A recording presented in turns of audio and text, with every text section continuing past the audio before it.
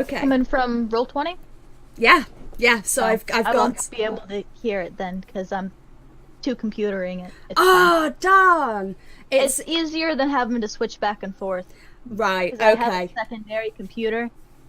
Oh, that's a real It's shame. kind of garbage, But it works. It's working. Well, should just be sort of gentle. It's like 8 years old. Oh, it's so peaceful. It's just peaceful. Okay. Bye, guys. I'm just gonna have a nap. That's gonna be me later. And me. Well, that's why I got this. Oh, you've got the energy stuff. Keep you going.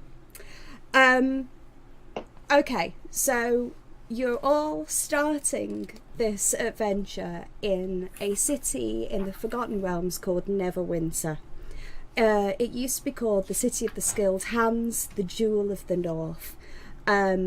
Many sort of accolades were sort of piled on Neverwinter through history, but then 30 years ago the city died. There were minor earth tremors that had plagued the region for months, and then Mount Hotenow erupted. A portion of that volcano's peak exploded with such force that lava and superheated ash poured the city into an avalanche.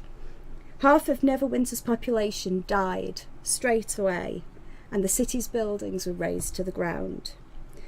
The great rift known as the chasm rent the surface where the shifting earth had pulled apart, and strange zombies roamed the land in the aftermath, their dead flesh turned to ash by the fires that consumed the city. Yet the people of the north have always been resilient, and after the destruction, many who fled returned to Neverwinter and started to rebuild. Opportunists and looters arrived, many monsters as well, started roaming the forests that surround Neverwinter, but people began to rebuild. And that is where you are starting your journey.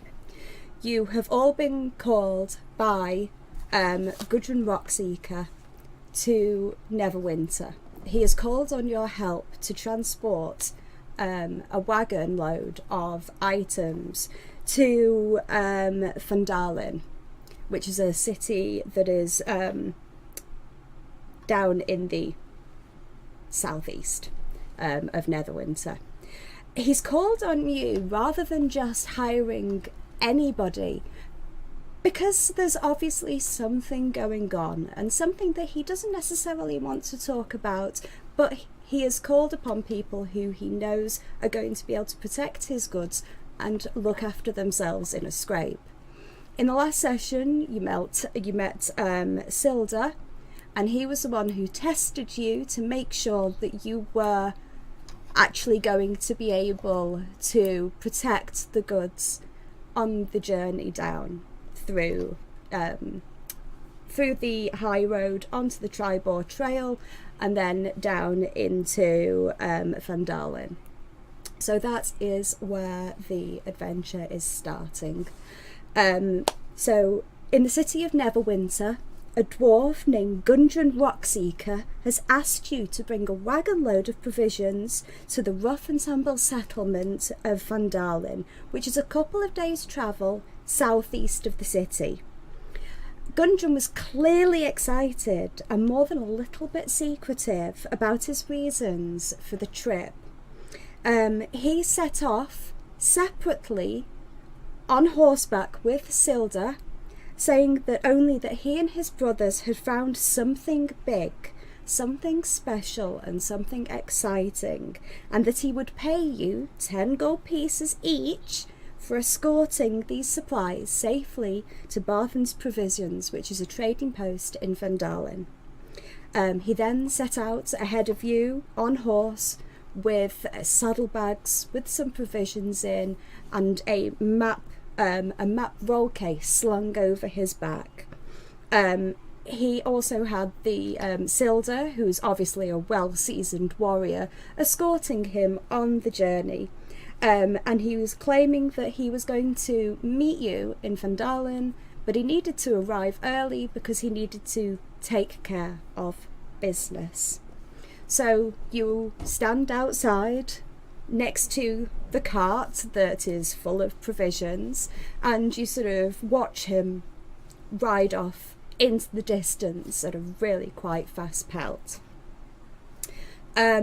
Just at this point, do you want to just tell us why and how you know Gundren? So how you've come to be in this sort of position where you're all going to be taking this cart of provisions.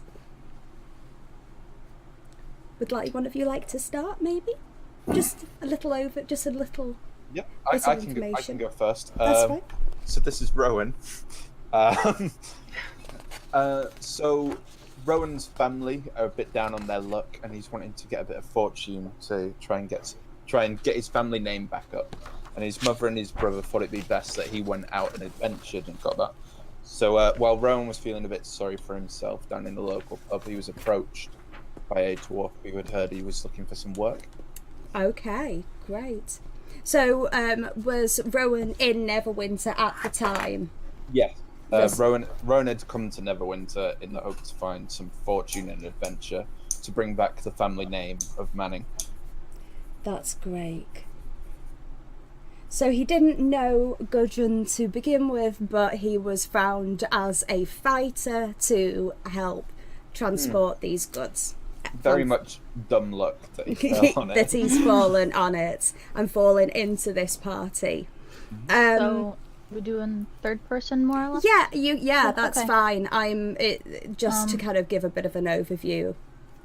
Alright, Ash didn't have a very good of an upbringing, so at one point in time, Gundren had taken her in, and that's how she knows him. And later on in her life, went to study a little bit of druidness.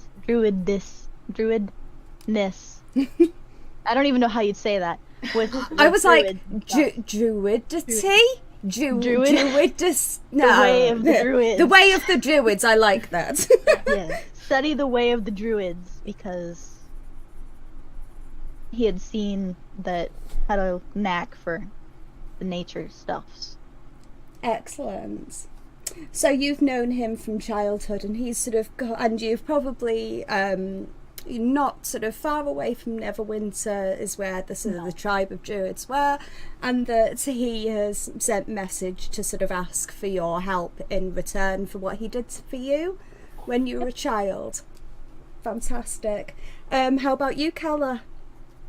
So, Calla knew Gundren when she worked as a guard back in her home city of Earthingborough, and she used to know of Gundren because he would come to the city to sell his wares, and she used to guard the princess. What did I call her? Hang on. Muridla. And so Muridla used to love Gundren's stuff because it was always such high quality, like the fabrics, the gems, the weapons, and so that's how Calla knew of him. But when Earthingborough fell, she was left pretty much to die on the side of the road, and Gundren happened to wander across her, and like with Ash and Rowan, he kind of took her on a bit and helped her get back on her feet, and she finally left his care a few years ago, and now he's called her back, and she would do anything for him because he basically saved her life. Fantastic. And how about you, Aramil? Well, Gundren came some years ago to my master's place while I was learning with him, and he had found some old scrolls he was pretty excited about, and he wanted my master Quirion to help him understand them and study them. Yeah. I wasn't very, I didn't actually knew him or was very interested because, for for me he was just a dwarf, and I'm not very fond of dwarves. Yeah, they're very, they look materialistic things, and Yeah. it's all gold, and I'm not really interested in all that. So I thought it would be just another treasure hunt. Yeah. But well, my master did accept it, and now I have the feeling that it has something to do with our current mission. Yeah. Not entirely sure of it, but like I have the feeling. Okay. And that's it. But I didn't really pay much attention back then. And now as I have residence here in Neverwinter, he contacted me. So Yeah. because he knew me through Through your my master. master. Yeah. Excellent. And so you've come to stay in Neverwinter. He contacted your master after bringing some scrolls to him. Yes? Yeah. Okay. And Jar Jar, how do you know? Has Freya already told you something? Or am I No, right? she hasn't Okay, told me that's anything. fine. I don't know whether you've got any information. Yeah, I've got something.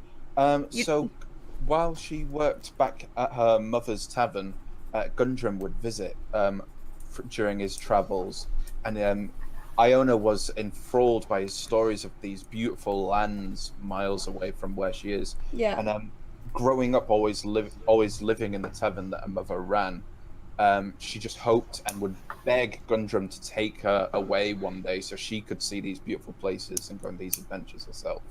Right. And then one day he did. So did he sort of send message to her, and then she sort of she travelled to Neverwinter. Yeah, in the hopes of like finding adventure. Yeah. And making her own name. Adventure, fortune, fortune and glory. Well, write that down. I bet she screamed. She read the letter and screamed in delight. I can absolutely imagine. Didn't you, Jar Jar? Her mother come running like, what's the matter? Yeah, I can imagine her mum wasn't overly happy.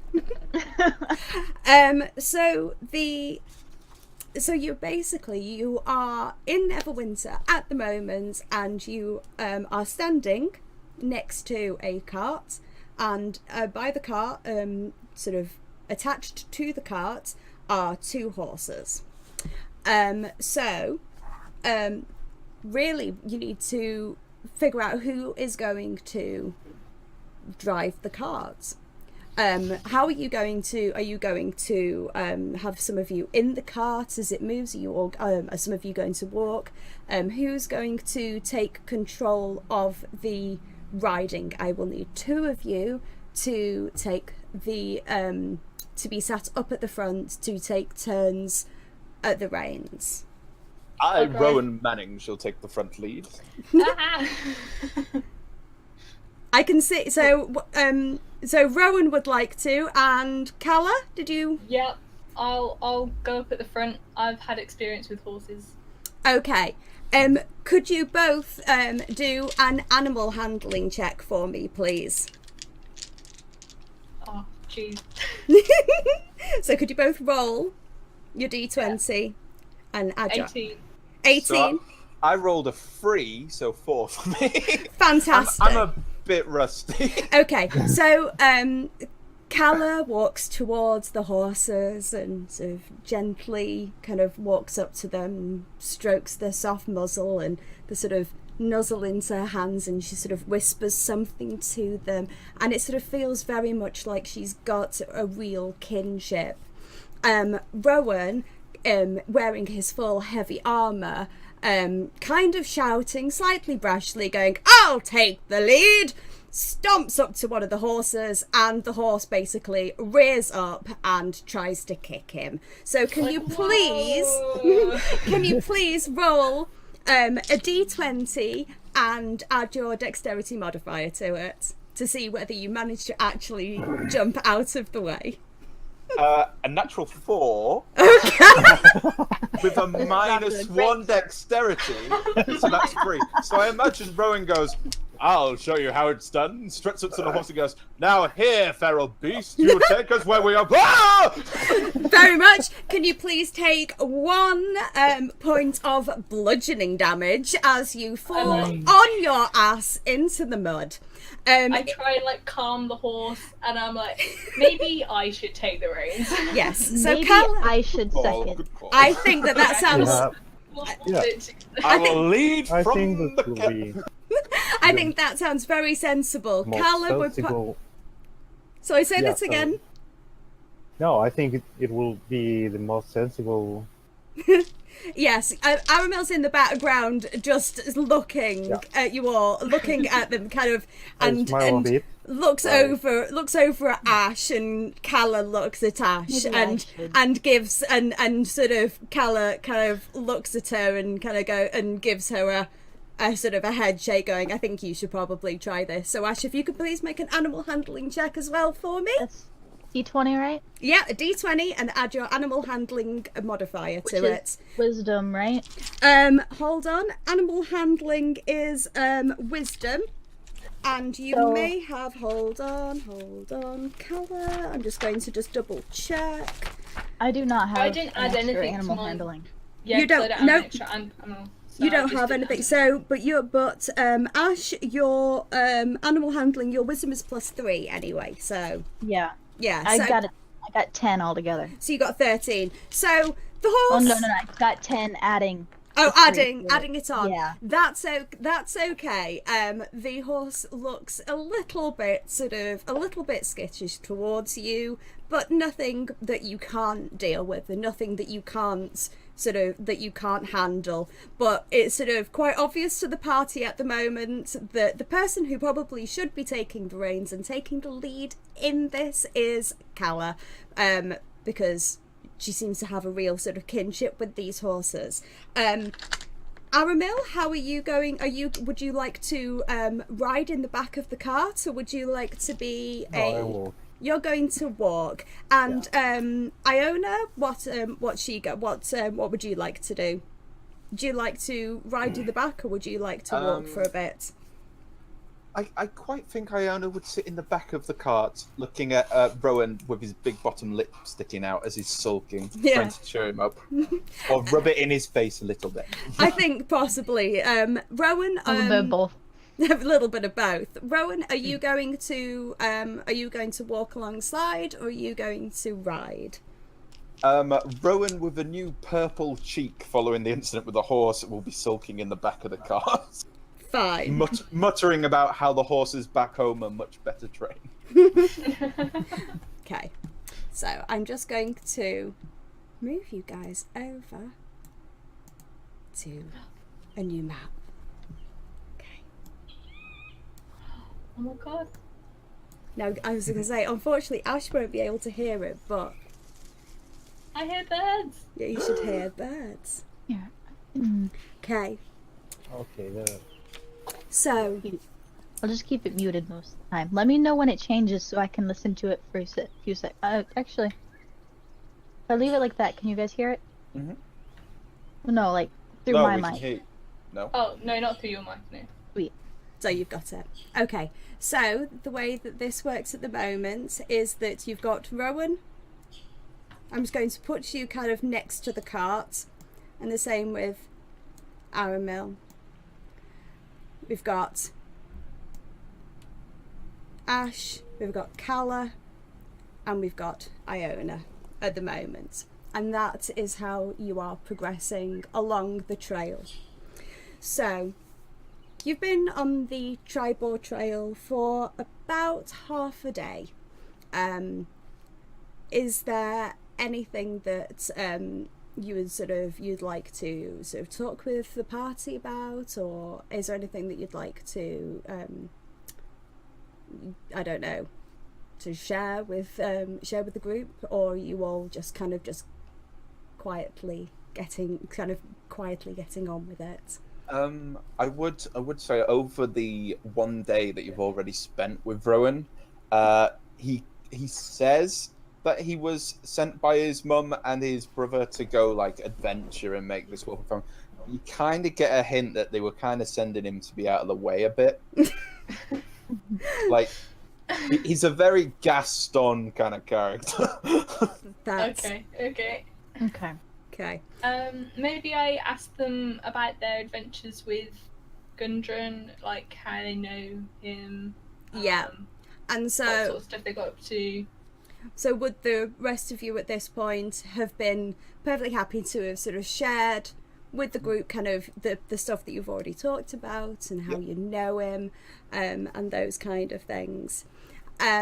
If you could, please, the two people who are leading, so the people who are at the front leading the horses, if you could maybe do a roll for a perception check for me, please.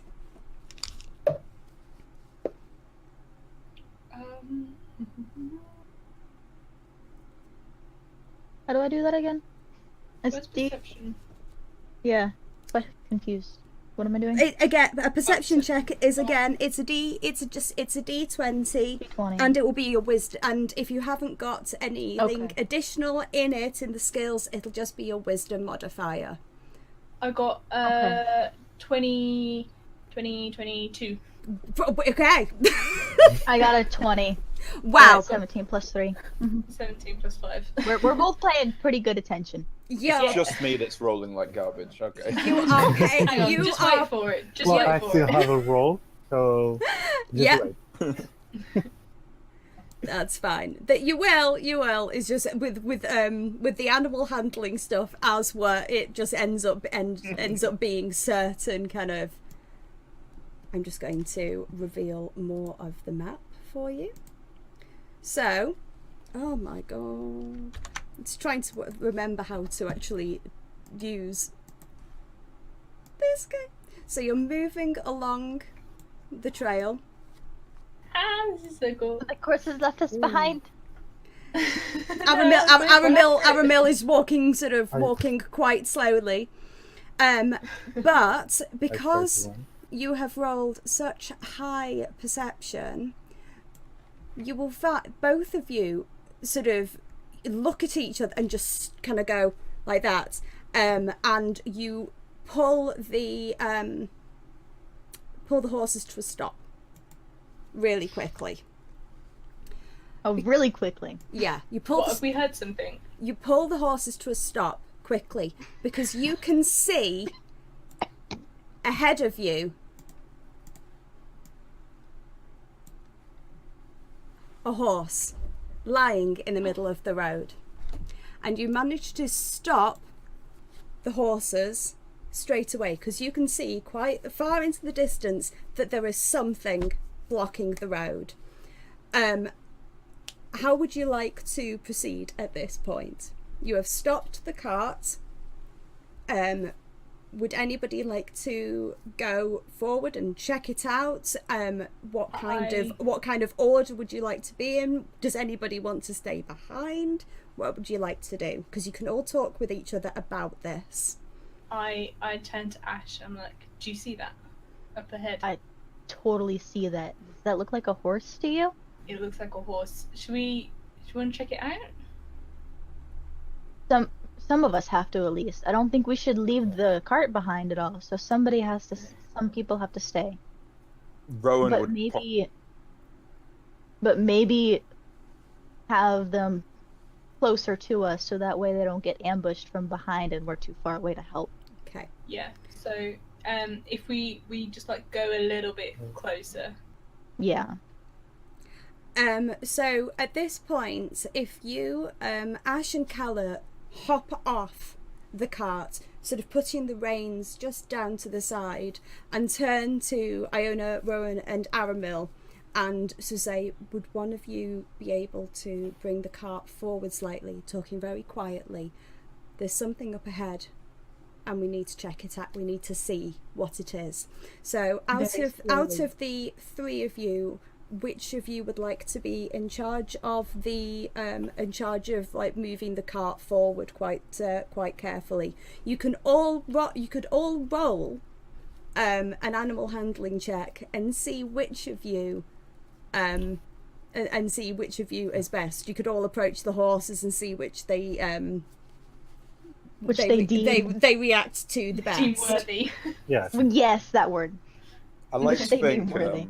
I like to think Rowan would try and step forward and put himself, and Iona would just turn and go, no. No, Push him back. Rowan, I'd rather have you go with us anyways. I was going to say, Rowan would probably, as soon as you were talking, like appear from behind you and go, what's happened? Yeah, so Rowan at this point is going to sort of move forward and be like, okay, I'm with you. So if Iona and Aramil, if you would like to do an animal handling check, and we will see if the horses like 18 you. total. Pardon? 18. 18. Fantastic. Iona got an 8. Right. So one of the horse rears up slightly as Iona kind of goes towards it. I think that maybe the bright colours of her outfit is not overly the horses don't like it very much, but Aramil has a very, very sort of calming, very sort of quite gentle exterior to him, and so he very quietly just kind of go on. I put my hand on the neck of the horse that was a bit scared, and I whisper him some words in Elvish, and he just calms. Fantastic. So, out of the three of you, how would you like to proceed? What would your sort of marching order be, heading towards what you can see in the distance? Rowan, you can't really see that much. You can just see something. You can see something that looks a little blobby in the distance. However, Ash and Calla have both told you that there's definitely something up there. So how would you like to proceed? Your order? Go ahead. I'd definitely say Rowan would try and be at the front of the group, pulling out his great axe as he winks his way ahead. Okay. Yeah, and then if Ash wants to go in the middle, So I'd go in the middle and try and be a little off to the side so I can still see past them and try and see what's going on. Which side of the road? Which side would you like to be on, Ash? Left or the right? Which hand do you use with the axe? Which? Rowan is left-handed. Left-handed. I'd be on the right side then, so it's not all in the way. Okay, so like this. Would you like to be sort of kind of taking up the rear kind of to the other side then, Calla? Okay. Just kind of looking at because as you've been travelling down this path, you're surrounded by woodland. You have come off the main Tribord trail. And you've come off the main highway, and you've entered the Tribord Trail. And the Tribord Trail is a very, very rough path. So as the horse has been moving, it's been a very sort of jittery ride so far. You haven't gone very far down there, but there are trees to either side. And the woodland seems incredibly dense around you. So, are you all happy to proceed, to carry on proceeding forwards?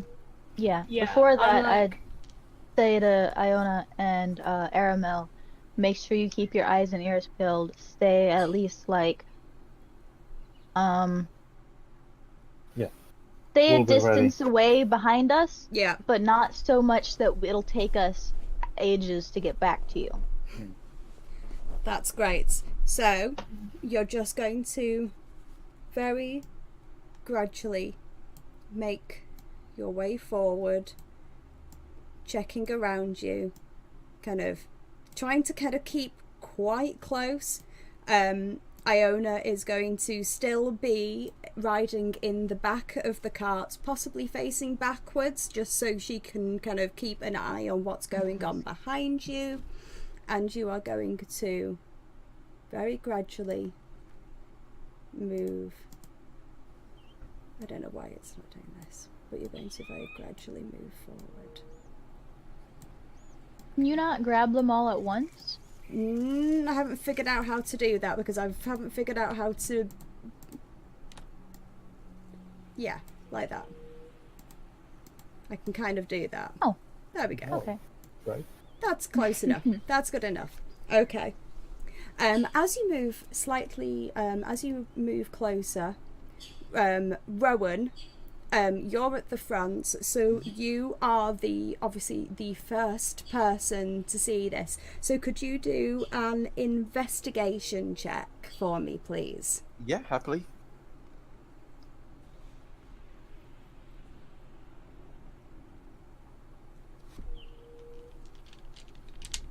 So that's a 6.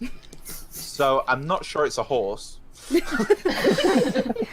You just see Rowan there counting the legs quietly Looks under like his a breath. dog. Yes, not entirely sure about it. So, who would like to move up and do a little bit more investigation of whatever is going on? I guess as I hear him being very confused, I kind of walk around him and leave him to go count his legs over and over again, I guess. 1, 2, 2, 2. This is why we have accountants. So Ash moves up. Calla, what would you like to be doing at this point? I'll move next to Rowan and kind of crouch down to look at the horse, see if there's any wounds, any like noticeable cause of death, I guess. I got a 4. Okay. So I see. Apparently, I'm just like, it's a horse. I knew that already. Now what? Yeah. So Calla, would you like to roll? Yeah, I got a 10. None of us are very good at this. Aramil, if you could, because you can see, you are now quite close. So I'm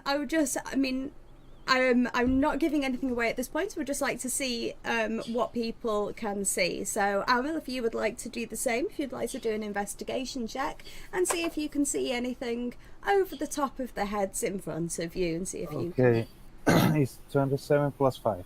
I mean 17 plus 5, so 22. Yeah, I think I'm like, sorry.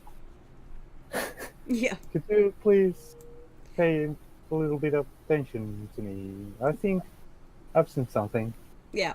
So, Aramil, would you are you going to stay on the horse and you're going to shout this forward? Or are you going to move forward to them? What would you like to do? No, I've seen something, so I just stop the horses. Yep. Go down. I'm telling someone to please, some of them to please come by the horses, or so they don't suddenly they aren't left completely alone. Okay. I'll go Even though back we're to the more or horses. less near. Or Well, okay. Well, I heard. So is Ash going? Ash is going back to the yeah, horses. I'll go back to the horses just in case something happens, That's Okay. great. and just listen from there and I- see what I can make out in the conversation. Okay. So you've moved forward slightly. Iona is still kind of keeping her eye on what's going on around and behind you. Rowan is still trying to count the legs of this horse. He's not getting very far. I don't think that his education maybe kind of really stuck with him that well.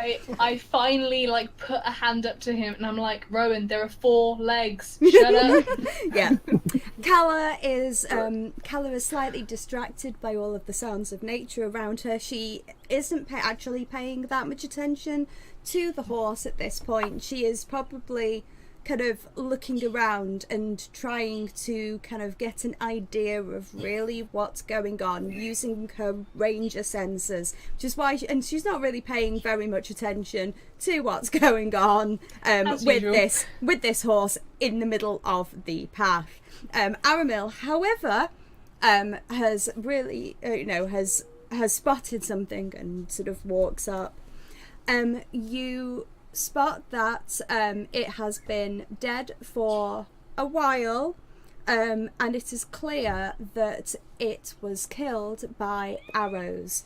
The arrows have black feathers, sort of black feathers sticking out of them. If anyone would like to do a survival check for me, you might know more about the arrows. I can do a survival check. Okay. Can we all, or? Oh no. I mean, Calla can, because Aramil could maybe sort of mention Yeah. something.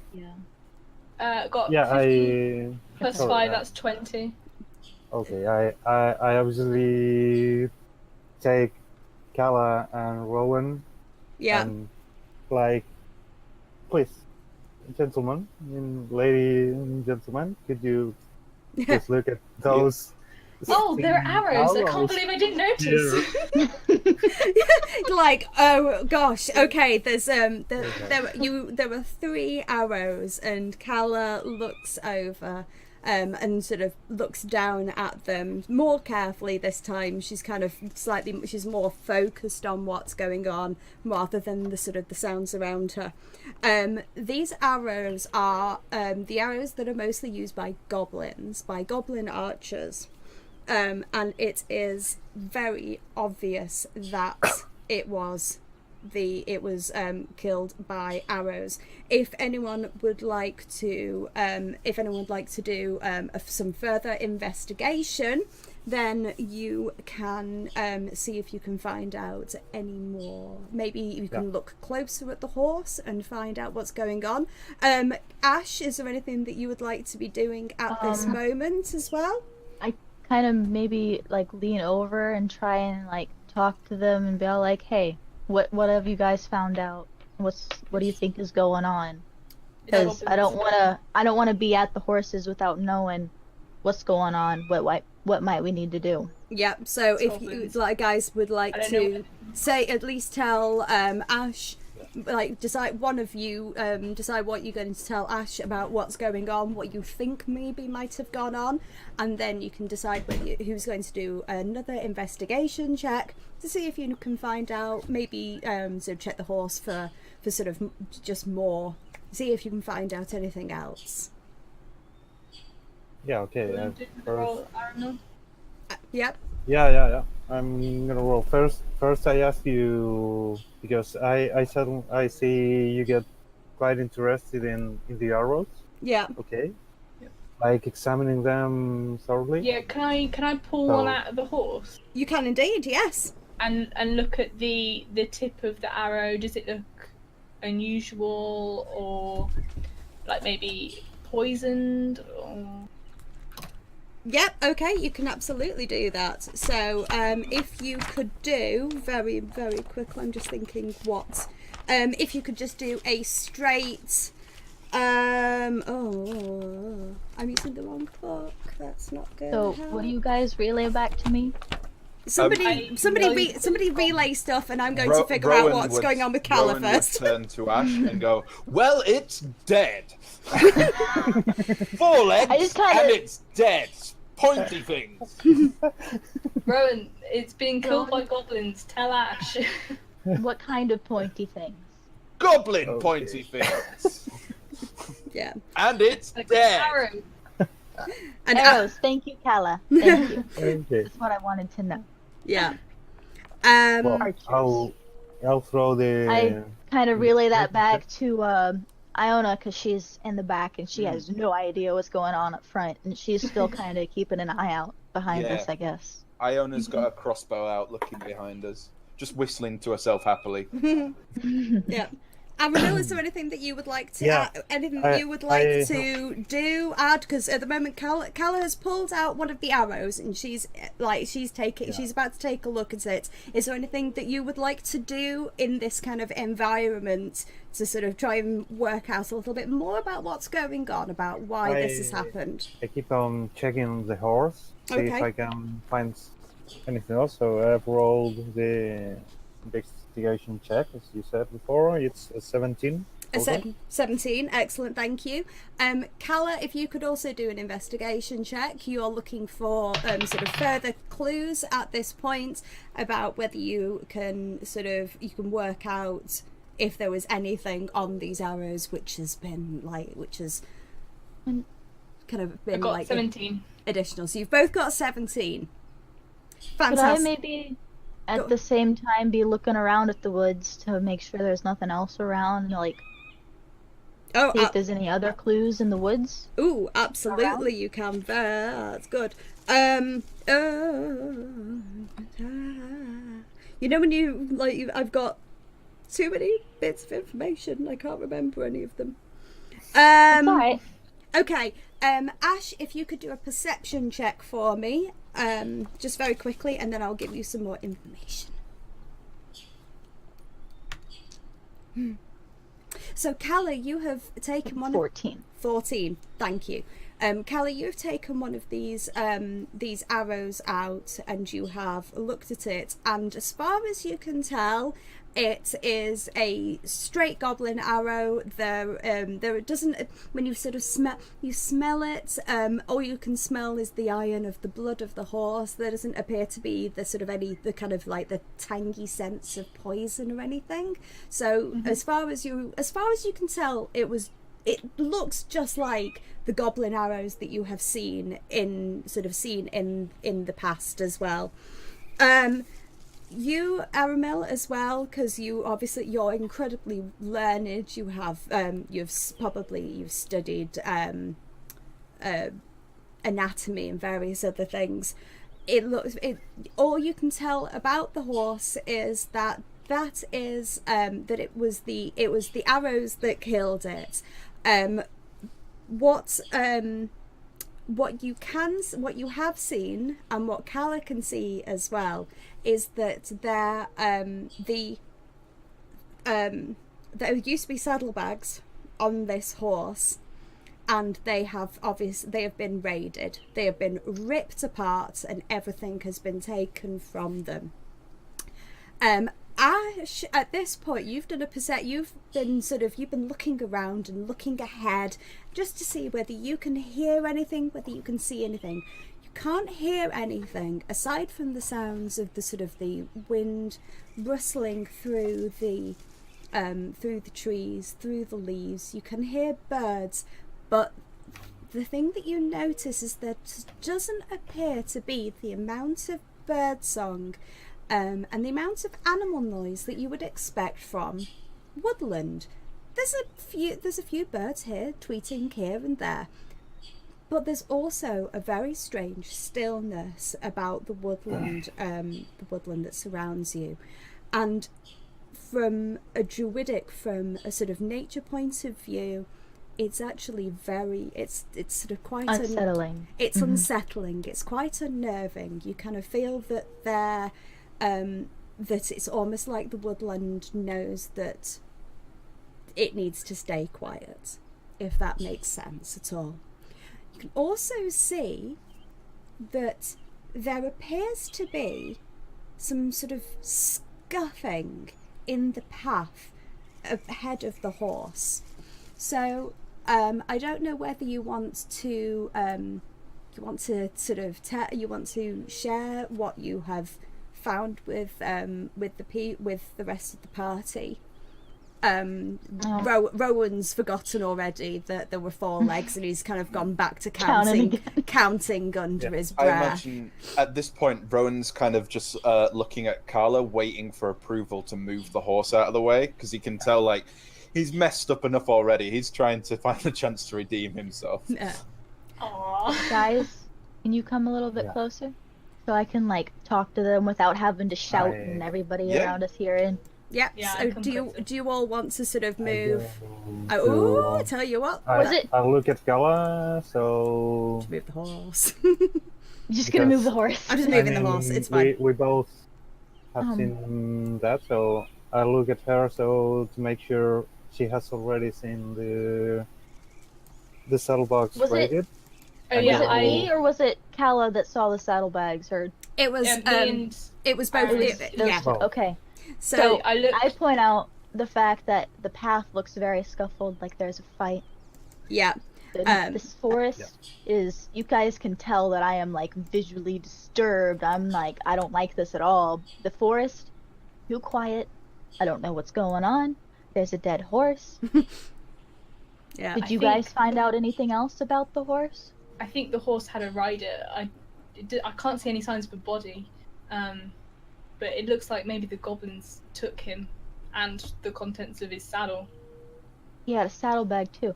I think they're probably still around, and we should try and get out of here soon. Yeah. Yeah. Not too hasty, but I- try and make it just look like we don't care, and try and get out. Okay. Yeah. I have Is a it? Yes. question. Does this horse look like any of the two that both? I can't remember the name now. Sorry. Gundren. Gudrun and Silda. Gundren and Silda were riding.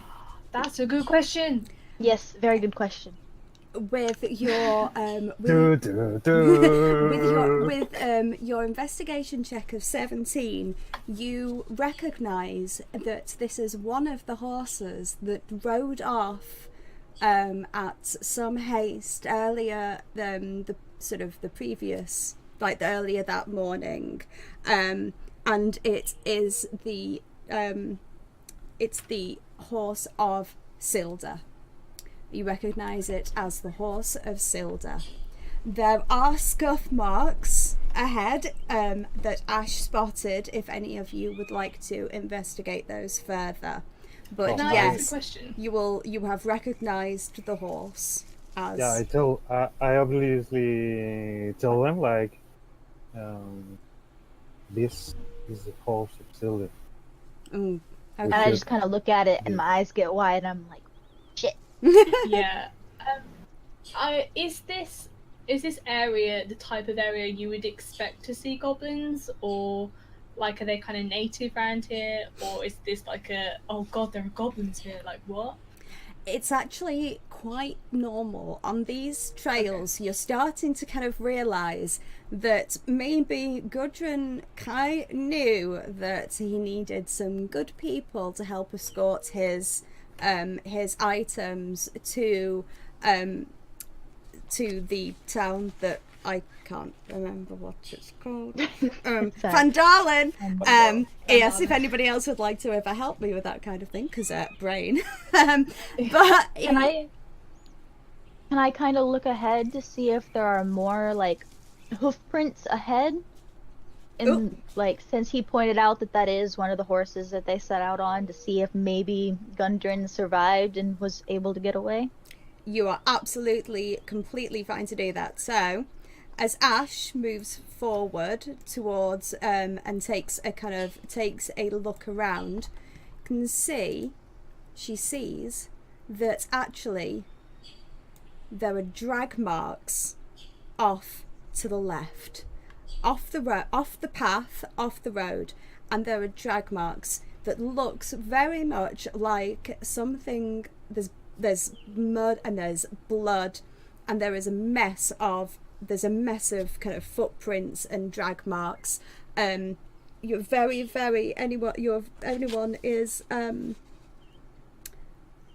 very welcome to do a perception. Somebody is welcome to do a perception check to see if they can work anything else further out. But Ash, what would you like to convey to the group at this point, because you have... So are these...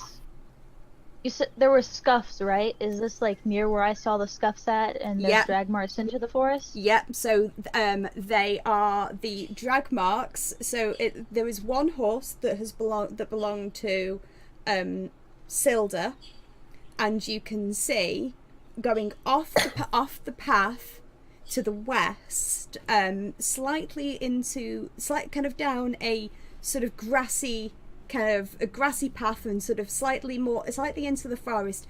You can see you're looking further at these scuff marks, so you can do a perception check to see if you can figure out any more about it, because at the moment obviously you can just see scuffiness, so you can make your perception. I didn't see any other horse tracks leading towards the direction we were supposed to go. No. Okay. So you saw no more. So where there, as in front of, like, down the trail, there it stops. There is, apart from that horse and the blood, there is nothing. It doesn't. I mean, if there are tracks, it looks like it looks like they're old, though.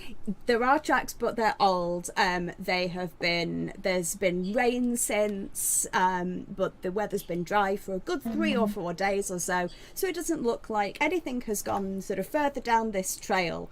The freshest marks are off to the west. So if you'd like to do a perception check. Off of, and which is wisdom, right? So 14, 15, 17. 17. What you can see, hold on.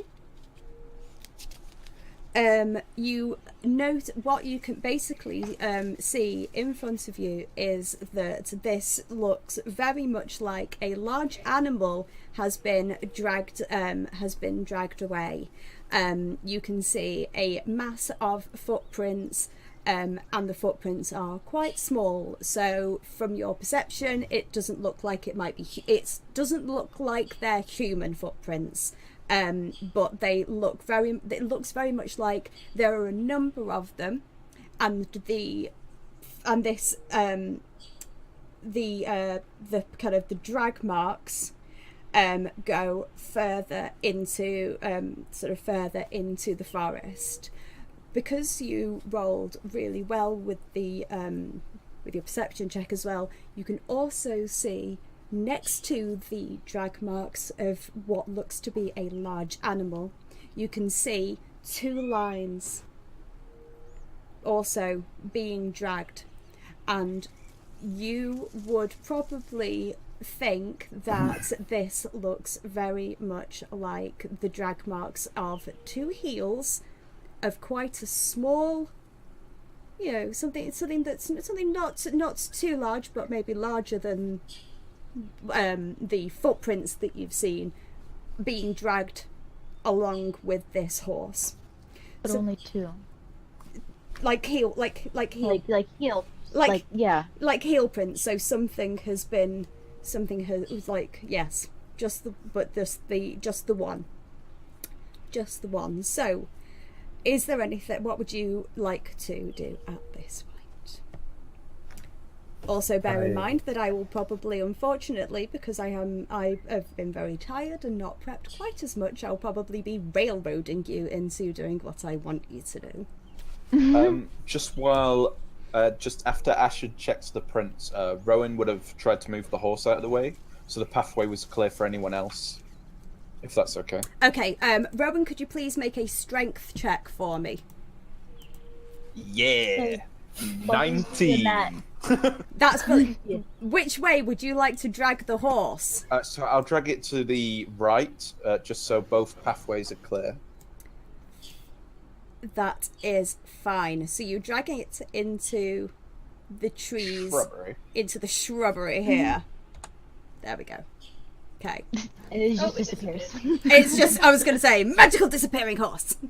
Yeah. So I kind of turn around and go back to the others just a little bit closer and say that it looks like whoever got dragged along with the horse. I don't know what they're planning on doing, but I don't know, could I tell anything by the amount of blood that was down there? Or not really? No. If you would like to roll another investigation, if you'd like to roll another I can feel it already. Can you feel it? You feel it in the dice. Oh, shit. I got a 6. Okay. Total. Yeah, I totally got to fail. Yeah, you basically can't really tell anymore. You just There's just too much blood. There's just too much. There's mud and it's scuffed up, and there's too much chaos in what's been going on. You kind of, it doesn't look overly organized. It just looks like something has happened and some things have been dragged away. So it looks like someone was dragged. Yeah. And the horse was dragged. Yeah. And by the normal path, the main path where we were going, nobody made it out. There are no fresh tracks over there. Nope. So that means they're both with the goblins. I look to Ash and Aramil. Aramil, sorry. And I'm like, guys, it has to be Gundren and Silias. There's no other possibility. We have to go after them. Okay, what's all of your opinions on that? Couldn't agree more, but shouldn't we leave someone with the cart? We can leave Iona to protect the goods while we go and explore ahead. I don't think it's a good idea to leave anybody behind. No. Oh. Especially not without somebody to steer the cart. Well, But what are we going to do with the cart? The path to the west that you've seen, the drag marks, is not suitable for a cart and horses. Also, you have noted that the horses are now very, very skittish, almost like they have smelled the blood of one of their own, and there's something going on, and you can sort of see that they are not happy about moving forward at this point. Can I try to calm What all them? is in the cart? Do we know? Would you like to make an investigation check? Can we all, since we can all technically go look? One of you can go look, and then one of you can assist, which means that you can have one of you can take advantage on that roll, which means you can roll two. You can roll it twice. So Aramil is assisting. So Aramil and Ash are both going to, because Ash is kind of gone, does anyone actually know what's in this cart? And Aramil and Ash have basically gone just to have a bit of a rummage. So Ash, because Aramil is kind of helping you rummage, you roll your d20 twice and you take the highest. While you're making that that one's a 3. Okay, we don't like, yeah. Even worse. Got a 3 again. Oh no! 3 again. I don't like this die set. Where's my other die set? Yeah. You suddenly realize there is a card. That's like, great. they're all Oh my in boxes, and they're like really sealed with nails, and we're like, we don't even know what's in this. Yeah, Aramil and Ash, you'll look and everything's tied up, and it all looks perfectly like baggy and boxy to you, and that's absolutely fine. And you kind of, I think you're both a little bit distracted by what is going on rather than what's in the back of the cart at this point. I think you've got bigger fish to fry. So you're probably going to sort of want to sort of you're going to sort of head back a little bit and be like, okay, so you need to make a plan, figure out what you are going to do, because at this point you're stood in the open, and it would be maybe good to kind at of that point. While we were rummaging through the back, we caught Iona up to what's been going on, because she's been out of the loop. Yeah. And maybe I turned to Aramil and be like, I don't even know what's in here. It could be rocks for all we know. What if we just try and hide it? Let the horses go, and we come back for it if it's still here. But I value Gundren's life more than anything, even if he's dead. I'm just out of character for a second. Yeah. Iona would put herself forward to guard the cargo because she knows how important it is to Gundren. And also, as a player, I'd only have to control one character. Which is in the fight. Yeah. I was going to say, probably at this point it would be a lot easier for everyone because of not having Freya here, that if you want to leave somebody with the cart, the best person to do that with to protect kind of Gundren's stuff, it is Freya. Is Iona at this point, just because it would make some sense, but we can actually say that she's got a stinking hangover, and that actually she's pretty much asleep in the back of the cart at this point anyway. So we just hide the cart with Iona in it somewhere, maybe. Yeah, maybe we should wake her up. Because leaving her right there sleeping, it's not a very good measure of protection. Yeah, I understand that. So what would you like to do with the cart, and what would you like to do with the horses? I would suggest, maybe someone could check the vicinity or just a little bit more through the path to see if there's really a good spot to leave the cart. Okay.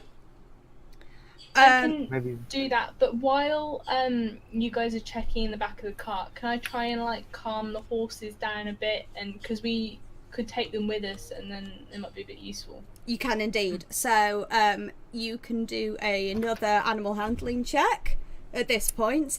Who would like to be in charge of? Because are you going to try to all move the cart? Are you going to unhitch the horses and then try to move the cart manually, or are you going to get the horses to try to lead the cart off and reverse them up and then unhitch? How are you going to do this? Pardon? How steep is the down into the forest? It's actually very flat. Okay. What if we had the horses back it up a bit, unhitched it, and then moved it back a little bit more? I think Rowan would ask Ash, knowing that she's a druid, if she could help mask it with some branches. I could try. Yeah. And Rowan would help push it out of the way to where they need it. Okay, so if somebody would like to try to do so you're doing the animal. So Calla's doing an animal. Sorry. No, it's alright. I'm just very first. Calla's going to do the animal handling check to just see whether she can try and gently calm the horses down a little bit, because obviously they're very, very skittish. They kind of don't want to go on any further. Yeah, I got a 7. Okay. The horses are freaked, and they are not going to be easily controllable, and they look scared, and sort of, and it almost feels a little bit at this point like trying to make them go forward is actually quite cruel. So you can make a decision with that information. I'll try to calm them also, because letting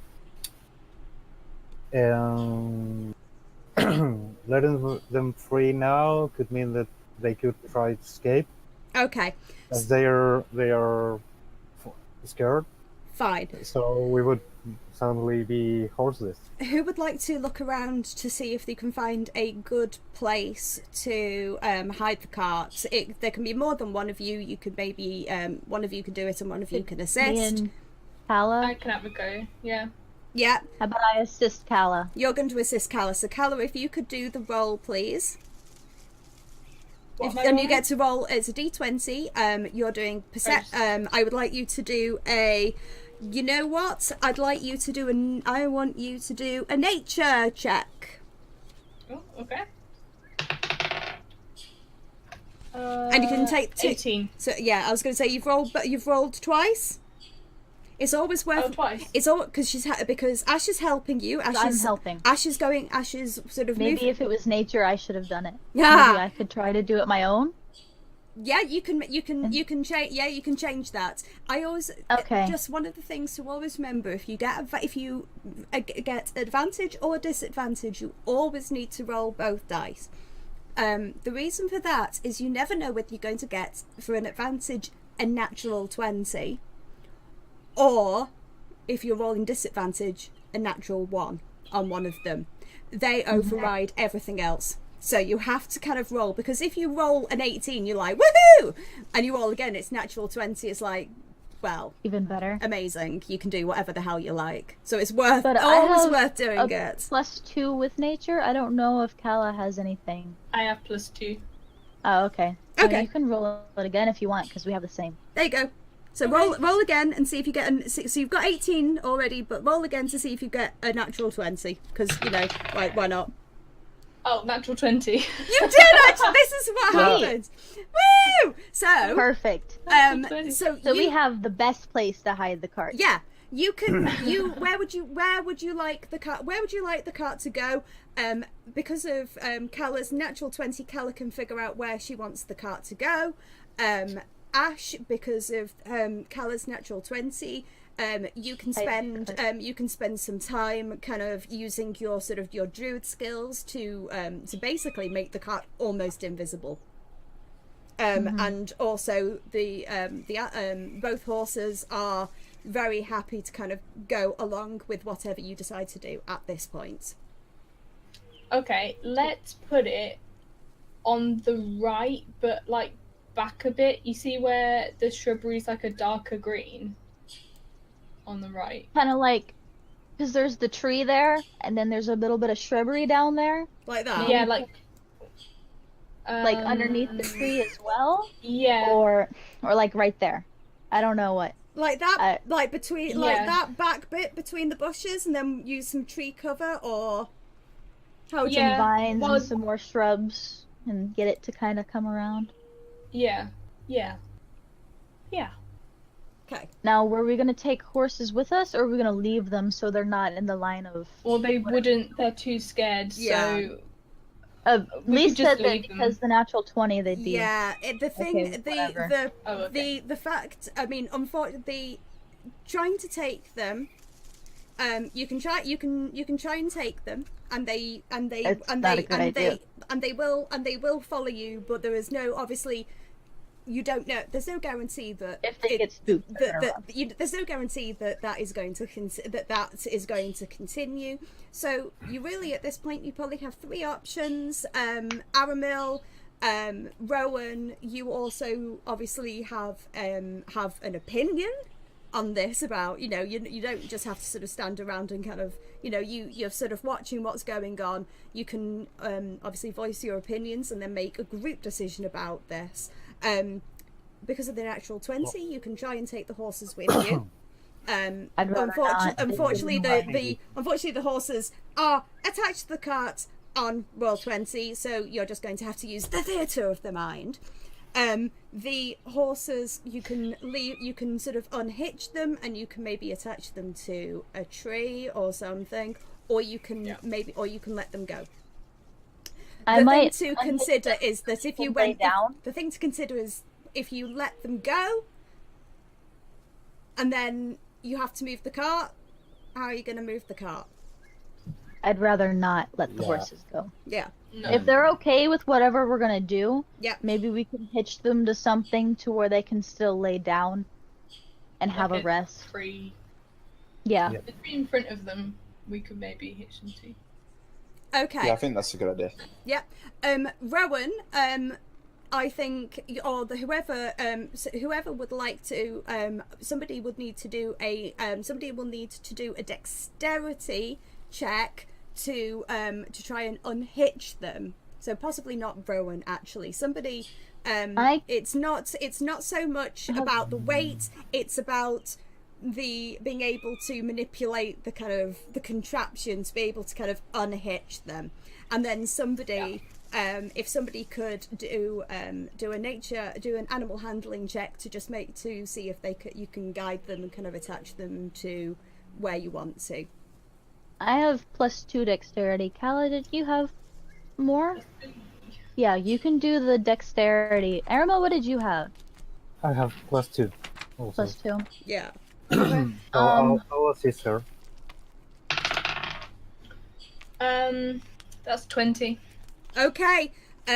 You very easily and very quickly unhitch the cart from the horses. You have obviously seen this kind of contraption before, and that is absolutely no problem at all because of the previous natural 20 as well. You can do it if you can just do an animal handling check and just make sure that because that will just let us know whether you can kind of make sure that you can keep them, maybe to try and keep them quiet. What is it? Rowan would help with the animal handling as well, if that's okay. That's absolutely fine. So that if he's helping, you can roll again. Oh, okay, thank God. 18. Hey! Oh, that's so much better. Yes. So Calla moves the is going to move the horses into the tree cover, kind of tie them up and try and kind of get them to kind of maybe kind of lie down, rest, sleep, but keep quiet. Would anyone like to be doing anything towards the where the drag marks are? Would anyone like to be doing anything at this point? Doing anything further before you sort of make your decision exactly you want to do at this point? I'll try to investigate them a bit further, so to see if we can check how many people, how many groups of marks are there, and so anyone. It's an investigation, right? It is indeed an investigation. Okay. So it would be 16. 16. I have managed to put all of my information to the side. You can actually, it looks like, from the amount of footprints that you can see, it looks like there's probably maybe sort of six or seven individuals. And it's very, very clustered. It's not sort of easy to kind of separate them out, if that makes sense. It looks very much like they've kind of been fighting over it a little bit, like kind of squabbling. They've been squabbling about something because it doesn't look organized. The drag marks are there, but it looks very much like, and then one of them's gone over the side and there's like a butt mark on the floor. It looks like maybe somebody's been shoved out the way, and it doesn't look like the most sort of planned of things, but you can definitely tell that there's probably a good 6 or 7 teeny little footprints along with this horse kind of moving off into the sort of the woodland area. And that's where the sort of the blood trail goes as well. Anyone else like to do anything at this point? Because the horses are fine, and you're all kind of moving back into a sort of a slightly more grouped area, sort of watching Aramil. Aramil, do you want to feed any of this information back to the group? I go to the group and tell them what I've seen. There are at least 6 or 7 people. I mean, there must be a group of at least 6 or 7 individuals. Yeah, okay. Was Iona staying with the horses? Yeah, I think Iona is. Aramil sort of woke her up with a using his staff and a clunk on the head, and was just like, "Wake up!" All right, I'm up. Oh, fuck. Oh. Yeah. So just keep it. So and she's going to just keep an eye on Gudrun's goods because they're obviously worth something to him. So she's going to make sure basically nobody steals off with anything. And she's a bard, so she sort of says, "That's all right. I can sing. I can sing the horses to sleep. It's fine." So she's Hey, Go on.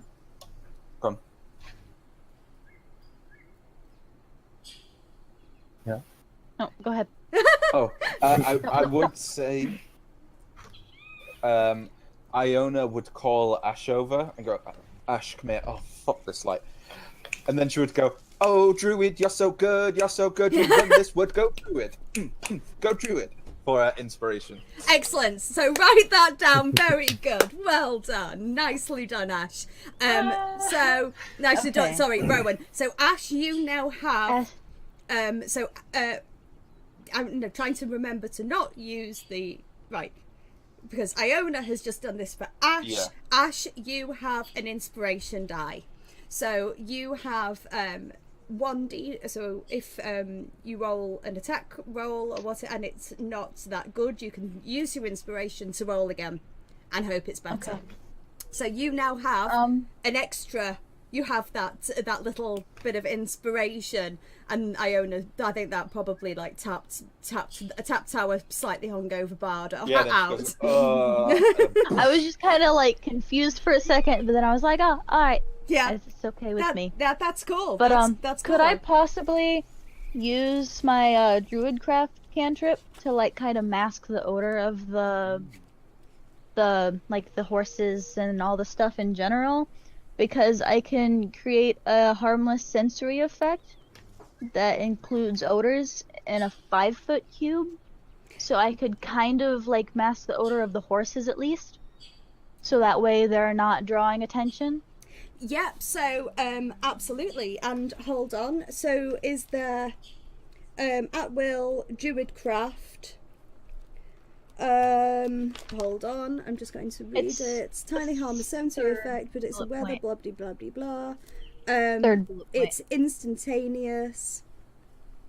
Oh, I'm just going to double check. Yep, that's absolutely fine. So you can it's verbal and semantic. So basically, what it's like. So say something and do something. So say something and do something. So you can just you can just sort of say, oh, say something and do something, or you can describe it or whatever. But what it means is that there will be. Where would you like that masking effect to be? I'd like it to be over the horses. That way, if they're like kind of like sweaty or their shit stinks, nothing going by is gonna be like, what the fuck is over there? Fine. Okay. So. Excellent. So Ash has Ash has used Druid Craft whilst just to kind of in the vicinity. I say something in Druid. I haven't figured it out yet. That's fine. I'll figure something out eventually. I just kind of snap my fingers a little bit. Yeah. And that's what I do. At that point, the not exactly over the horses, but in a kind of almost like a cone in front of them. So it's almost like works like a wall, like a sensory effect wall. So nobody can sort of smell what's beyond that 5-foot cone that she has cast. So what it does is it will mask the smells. It will also sort of slightly muffle any sounds as well, and so basically adds an extra layer of protection over the horses, which are calmer now that Calla has calmed them down, and I think Iona's sort of humming them a tune. Sort of curled up with them, and Ash, and her hungover self is just kind of relaxed, and they can feel it. Yeah. Rowan, not having seen a lot of magic, stood at the barrier that Ash has just created, going, "Wow, guys, that's fantastic! Whoa, that's great! Now we should start making our way out." Yeah. So Rowan's like, "Wow!" and you guys are like, "Seriously, come back." like come back over here. So Aramil has conveyed to you guys that there are obviously quite a few goblins that have moved ahead. So what would you like to do? We need to move quickly. The longer we wait, the further away the goblins get with Gundren. We don't want to move too quickly though, because if we move too quickly, we might stumble into a trap or their camp without realizing it. We'll just have to keep being perceptive. It also happened 3 days ago, from what we learnt from Aramil doing his investigations. Yeah, we I need. thought they had left that It morning. wasn't 3 days. It wasn't. It was Was only it not? like half a day. half a day. It's been like half. Sorry. It's been So like we know half it's a been- day. like It's it been didn't happen very. It's 20 been minutes very ago. recent. Yeah. Okay.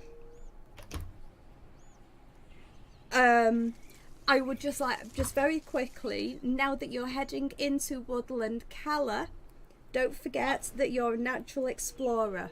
So you're particularly at home in forest terrain. So when you make an intelligence or a wisdom check related to the forest terrain, your proficiency bonus is doubled. Okay? Wow. So Okay, you should go first, Calla. So if you kind of like, if you're sort of doing any kind of nature checks, perception checks about the sort of the forest, like what's going on with the forest around you, investigation because of the forest terrain, you because you know the area really, you know like the forest area, and you're good at tracking.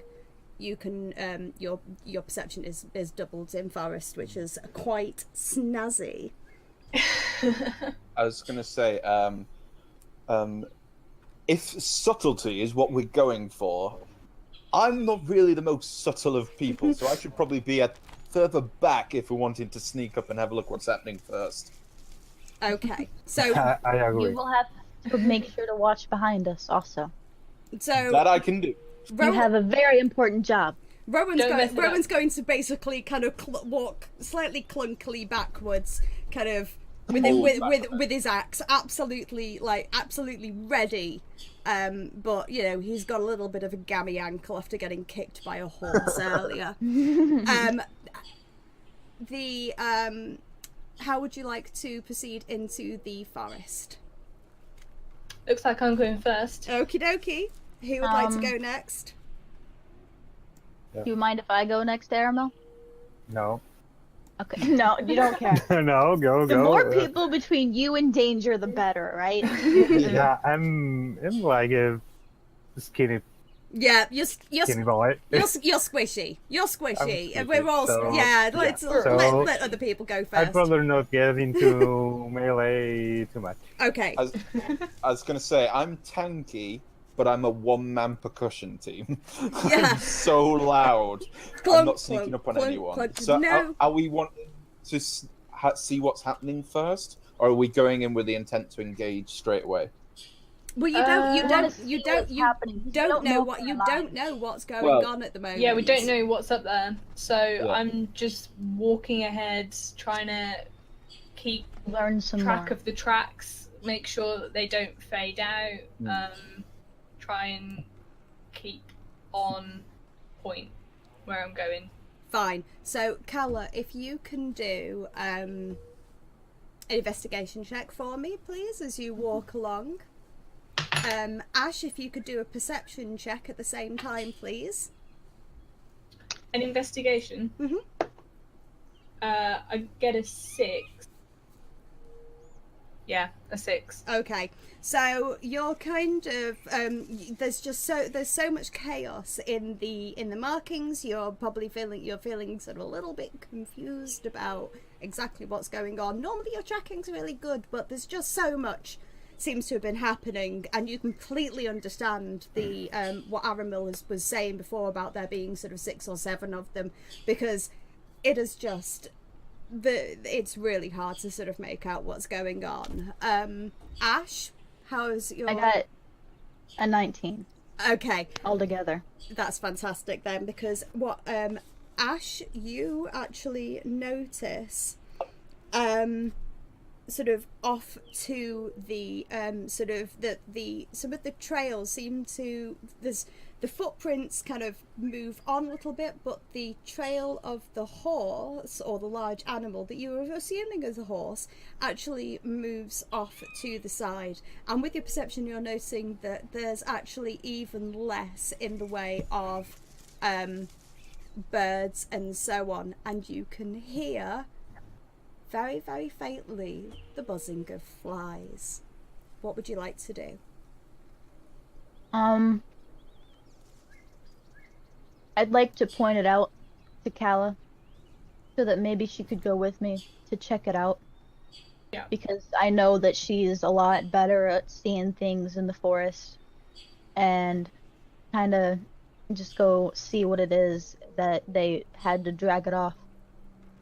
Did it look like that was like off to the side and everybody else kept going the same direction? Yeah. So it looks Okay, and so kind of go from check what that out you first. from what you could see, it looks very much like the kind of the footprints carry on moving down that path, but the large drag marks have gone off into the side. So it depends on what you want to do at this point. I pointed out in Calla. I kind of like point at I very, very obviously point at the drag marks. There's flies. Mm. Oh, flies. That means a dead body. We better go check it out. Looks like the horse or whatever got dragged that way. If me and Ash will go check it out, you guys stay here. We'll come back and get you. Okay. If we're in trouble, we'll coo like a raven. I'll probably just yell.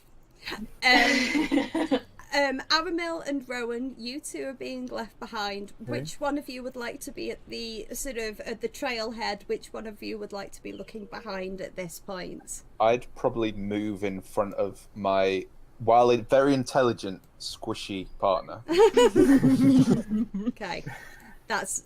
Yeah, do you agree with I that? just put my sensor on alert. I agree, but just say all alert to get if something happens. That's fine. So at this point, Calla and Ash follow the trail and the sound of fires, which, though Ash was the first one to hear it, now Calla has started to tune into that, tune all of the other sounds out, and tune into the sound.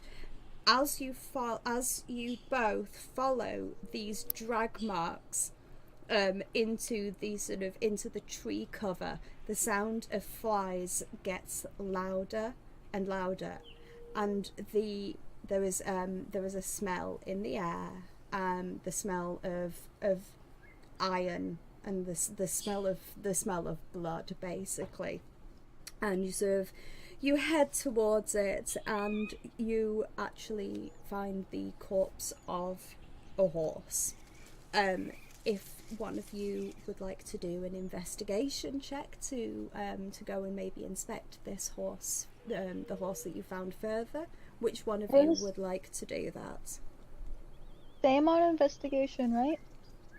Yeah, I think you've both got the same. She'll have a better investigation because of her It doesn't. Right. The forest only helps my rolls on intelligence and wisdom. investigation is an intelligence roll. It is. Oh, Yes. okay. Which means Is it? Oh, I've been doing it wrong then. it's only now you've gone into it, so it's only starting at this point because you weren't actually within tree cover at this. You weren't actually sort of you were kind of slightly more out in the open. Now you're heading into the forest, which is actually where your knowledge is kind of coming into it. So my intelligence is 0, and 0 times 2 is 0. So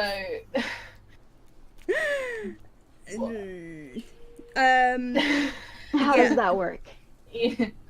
yeah, you if for an intelligence check you're not going to get any benefit for this, so I don't your have any role benefits either. and you don't have any benefits either, so basically between you kind of you're doing that We'll thing, just kinda you're check doing it that out you're and doing look at that each other and check it out and look at each other. you're doing that kind of thing where thing. you kind of nudging each other and being like, you go, no you go, no you go. You're doing that kind of thing where it doesn't look very pleasant in front of you, and you're kind of trying to figure out which one of you is going to have to go and get stuck in. I don't mind rolling, but then could Ash help me? So Yeah. I get an advantage. Absolutely, I don't mind doing that. That's Yep. fine. Good for me. Okay. That's a 5, so I'm gonna roll again. That's 13. Oh, Yay! thank God. Indeed. Okay. So I kind of just peer over your shoulder like, is everything alright? I Yeah. don't want to get... close. Yeah, I don't like flies. So as you get closer towards this this horse, you recognise it as the horse of the other one that I haven't already said. Gundren. Thank you. And it looks like it has been gnawed on a little bit. It looks like it's made, it's had some bits cut off its flank. It looks like somebody has. The reason that there are flies is there are more wounds than just some arrow marks. It looks like it has been sort of cut into. Torn apart. Yeah, it looks like it's been like lunch. So, and nearby, because you're really sort of looking around at this point. You notice exactly the same, that the saddlebags have been completely looted. And the other thing that you notice is that the tube for the map holder that Gundren was carrying on his back as he set off, so it's just like a sort of tube on a strap, that has been opened up, and whatever was in it has been taken as well. And you can see that the footprints, there are some footprints that go back to the where Rowan and Aramil are. So it looks like some dragged them off, had a bit of a sort of cut some kind of meat away or whatever to take with them, and then carried on back the way that they were going. Could I grab the map holder? You can Could I take that? Yeah, you can take the map holder if you'd like to. If you'd like to write that down, there is nothing else that's takeable, but absolutely you can take the map holder. I just don't want to leave it behind because it belonged to Gundren. Yeah, that's absolutely It looks like Gundren's horse. It looks like Gundren's totally horse. Gundren's horse. I mean, from what you remember, the horses were fairly kind of individual markings. This one's a piebald, so it's sort of white and grey, and it's quite a sort of the markings have also basically had look a brand on the horse. Possibly. You wouldn't have necessarily. There might well have been. Certainly, you didn't notice it in the very sort of brief, quick moment that you saw the horses, and that you sort of went, "Okay, bye," and you left. Yeah, we're out. And the way the horse is lying, its flank's basically been cut away, so you can't. Anything that might have been there is now no longer there. So. Alright, so We're definitely on the right track.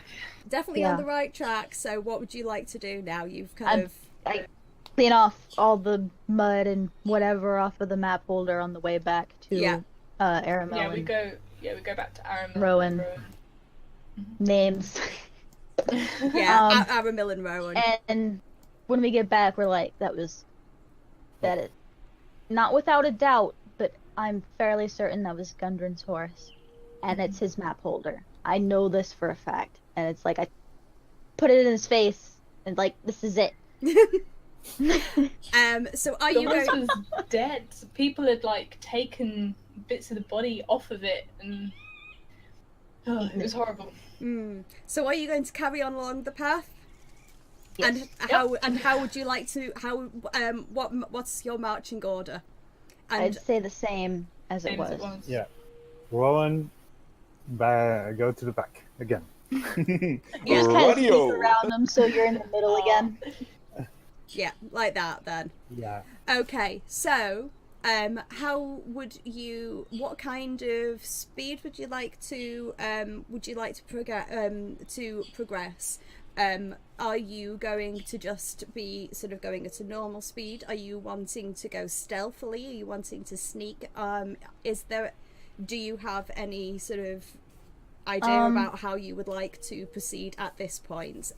I don't want to go super fast because we will all make a lot of noise. I think we should go. But I don't want to stealthily. crouch and Yeah, crawl through the mud or anything. We're just going slowly. Okay. Like, we're making some noise, like cracks of twigs and that, but like we're not running or walking normally. We're just trying to like keep a low profile. Take it easy. Yeah. Okay, that's fine. So as you progress through this path, trees on either side, still the sort of the vague noises of the forest in the background, but again, less than you would expect from a very heavily wooded area. You would expect lots of birds and everything.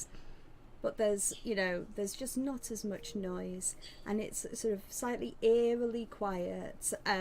You can feel that sort of the waves of being unnerved coming off Ash. Her druid senses are tingling almost. All the hairs on the back of my neck are raised. Yeah.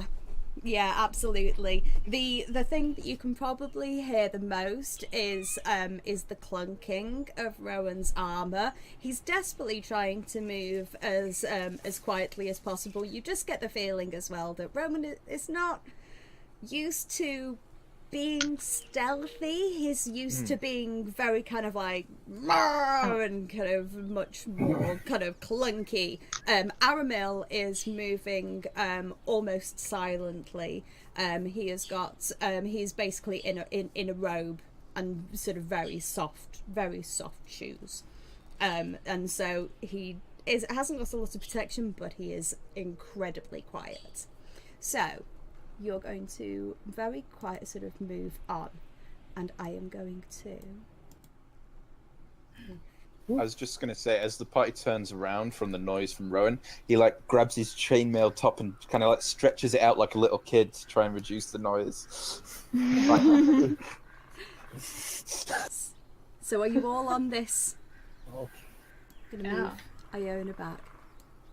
So this is what you guys are seeing at the moment. So obviously move yourselves. I've got to try it now. I've had to do quite a lot of sort of jigging of this, I'm afraid. So yeah. So we come into a clearing? So you're coming in. Know what that is? Yeah. So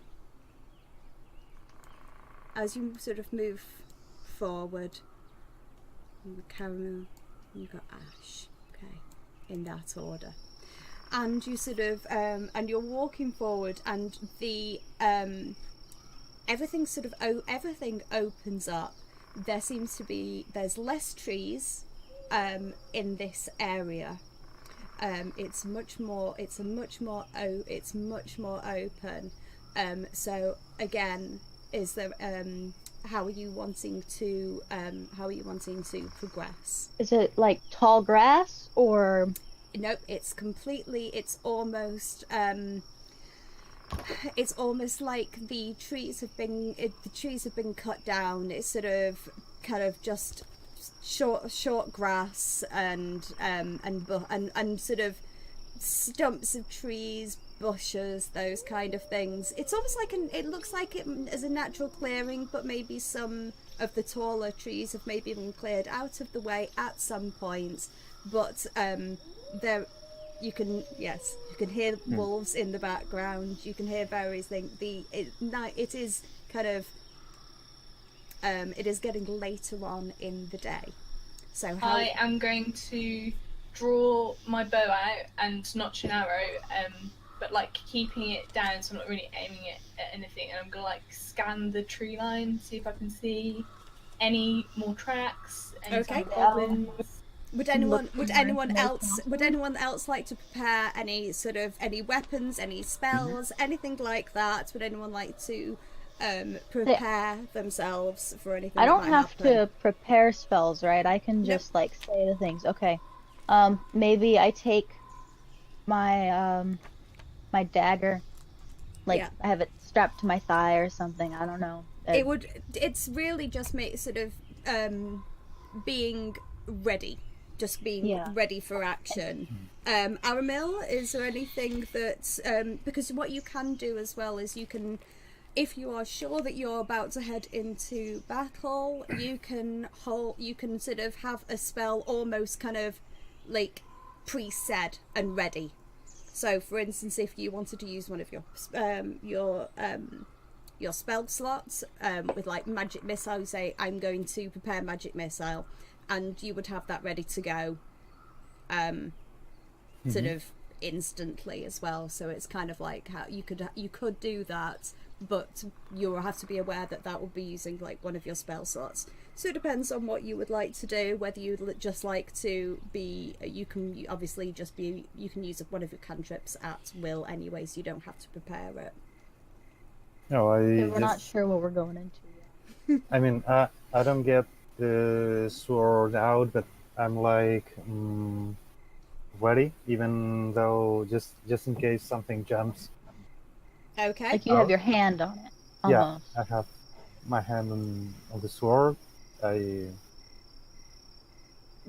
I look like to the environment to see if I can get something.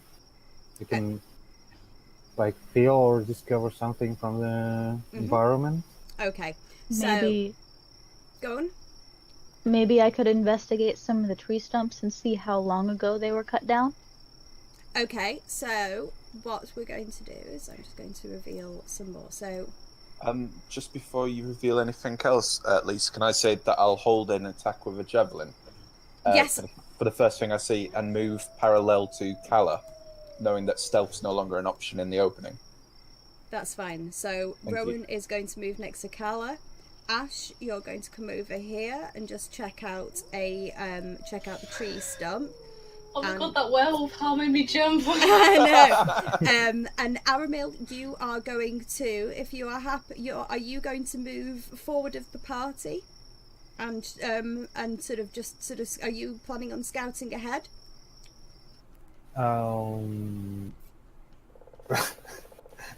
Well, scouting is not really my thing. I would move next to Calla, more or less, and like being Yeah, come join me. Yeah. like all together, making That's going fine. one by Okay. one. It's no longer So needed.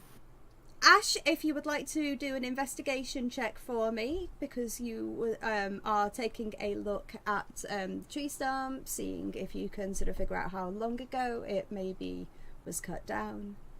Alright, it'd be investigation, not nature, considering it's a tree stump. Maybe. Yeah, according to the rule book, and I am going to make sure because I am.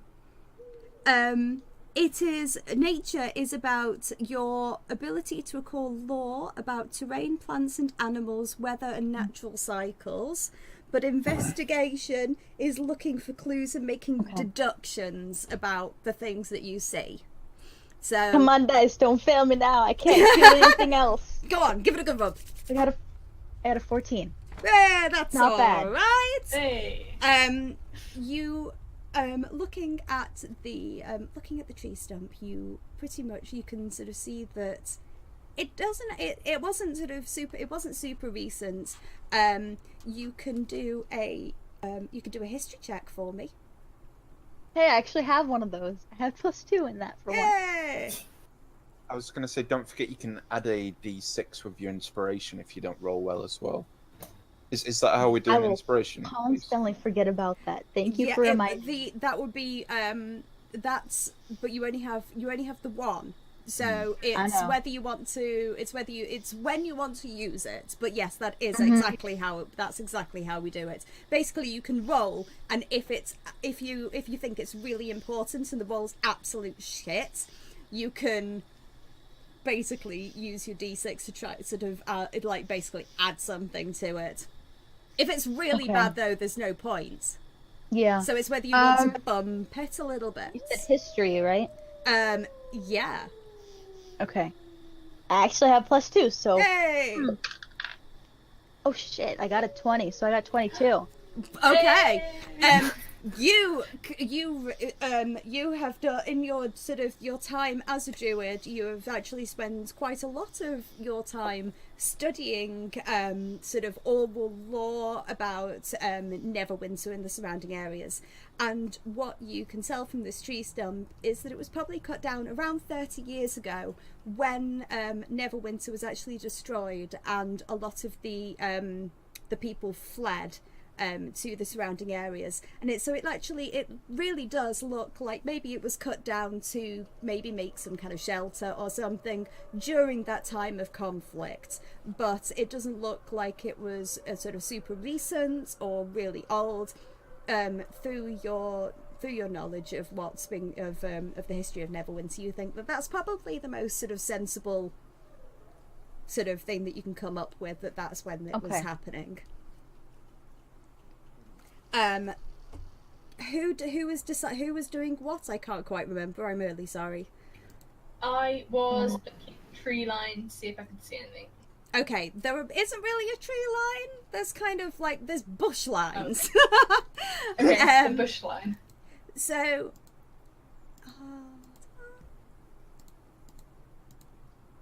yeah, it was like looking. Okay, so the way that this is going is the three of you move forward, and you come to a divide in the path. Ash is still over by the tree stump. So, Ash, what would you like to do at this point? Would you like to rejoin the party? Yeah, I'd like to go back and tell him what I found out. Okay. So Ash comes back and sort of tells you what you just heard, basically, that it doesn't look as though It doesn't look like it's been super recent. Yeah, there you go. It looks like it was a little while ago. So you move forward, and sort of Calla has been sort of looking around and stops you, because the path basically loops around. One way goes east, one way goes west. And which way would you like to go? Can I check both paths and see if any have any footprints or drag marks that might indicate which way they went? You can indeed. So if you would like to do an investigation check, please. Could I go Can with I her? suggest? Well, okay. Yeah, I was gonna say, could I go with her and help her out? You I can. mean- But what was Aramil going to say? No, I would say that maybe investigation. I mean, I have +5 Oh, Yeah, on you do. investigation. well, maybe Aramil should do the So investigation. I should maybe Yeah, I you should do it. start doing the Aramil, investigations, because you go I didn't know you both had 0. So Yeah, so Aramil's maybe it would be sensible. Yeah. Let me. And how much? Do the What did you get, investigation. Calla? I got 8. Yeah. So Oh, what okay. we're going to do is we will retcon that, and we will say Yeah. that didn't just happen. That Aramil will do the investigate both ways. Would one of you like to accompany him to protect him?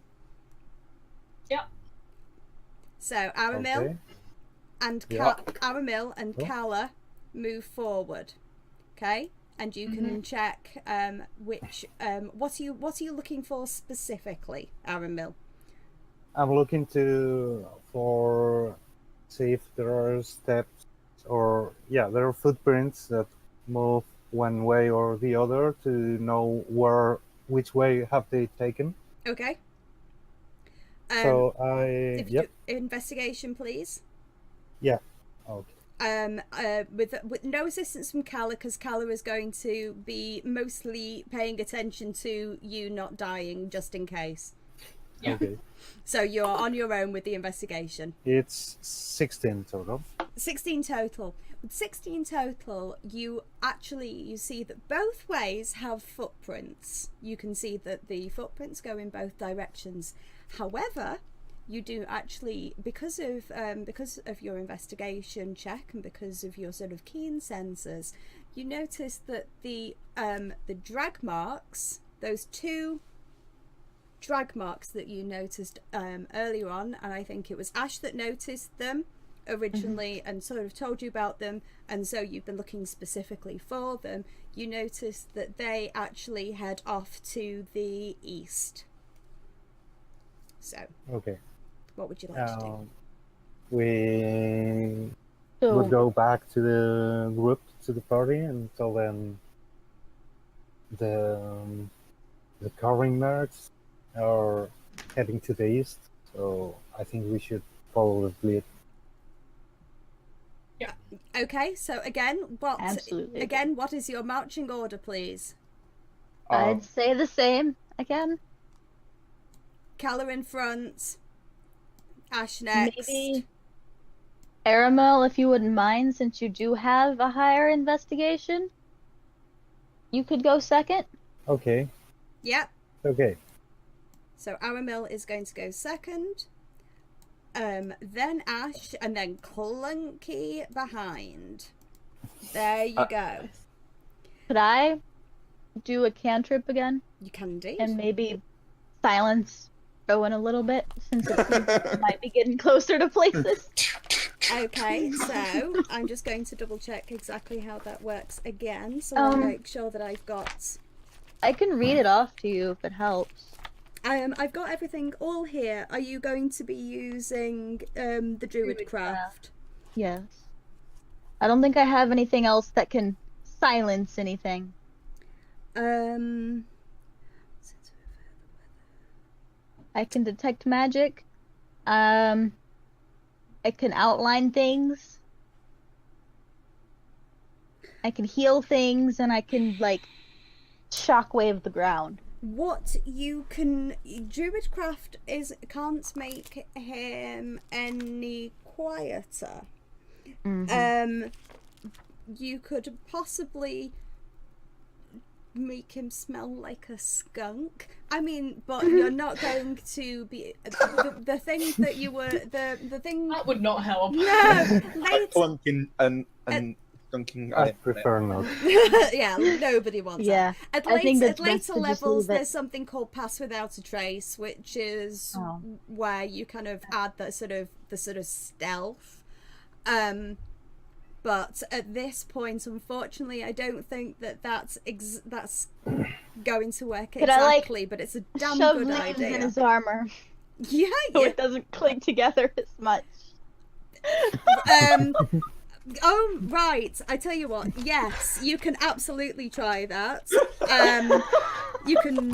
Why the hell not? Let's have a look. What can I make you? What can I make you do?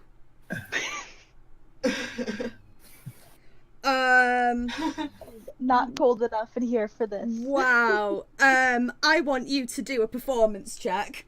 A performance check. Oh boy. Because I want you to do a performance check. So it's basically how you're going. So basically, kind It's of a keeping +1 him. charisma. Good luck. Where's Iona when you need her?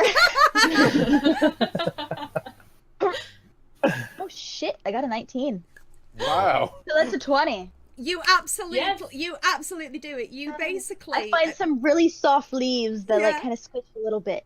Yeah, and so you basically almost sort of dance around him because he is very proud of his armor, aren't you, Rowan? You're very, and you know, you sort of get the feeling that he polishes it every night, and I'll help that you kind clean of it thing. later. I promise. So that's why you had to do that kind of check. You had to put everything in, is because to try and convince him that it was actually a good thing. And I would also like you to note down that you also have an inspiration dice for that, because it was a smart and interesting thing to do. To inspiration now. So that was very it was clever. And so yes, so because of that, Rowan, if you move stealthily, you do not have to roll at disadvantage. With my newfound foliage, could I move to the front of the group now that I'm not going to make everyone in a 10 miles aware of where we are. Is anybody else? I'll still be staying at the back to kind of make sure everything's okay and to make sure Aramil's not at the back. Is everyone else happy for Rowan to take the lead, or I mean? Yeah, yeah, I'm okay with it. I look at his new accessories, and I'm like, it suits you. It does. It suits. Well, I don't know. It even camouflages him a little bit. Maybe it's the better. natural explorer would be more sensible to go first as a scout more than a warrior. Yeah, even though followed nearby by. The thing is, though, by my Rowan? natural explorer thing doesn't really help me because it doubles my intelligence, but I don't have any intelligence. Yeah, it's one of those. It's one of those things that you've been given this sort of skill now. It does not mean that you're not going to have it later. Have it later. It's just you right now it doesn't. Right now it might not, but it's like you learn as you go. You learn as you go along, and your sort of stats and various things improve as you go through. Oh, so, okay, I didn't know that. Right now you don't, but when you hit like level 2, level 3, there is nothing to say that suddenly it won't happen. It won't actually come into use. So you kind of sometimes you see things early on and you go, well, what use is that? But that's because you're like a child in the sort of in the Aramil could still go second since he has a lot better intelligence. Yeah. Okay. I believe it should be perception, maybe more than to roll. It is perception. I don't know how much do you all have.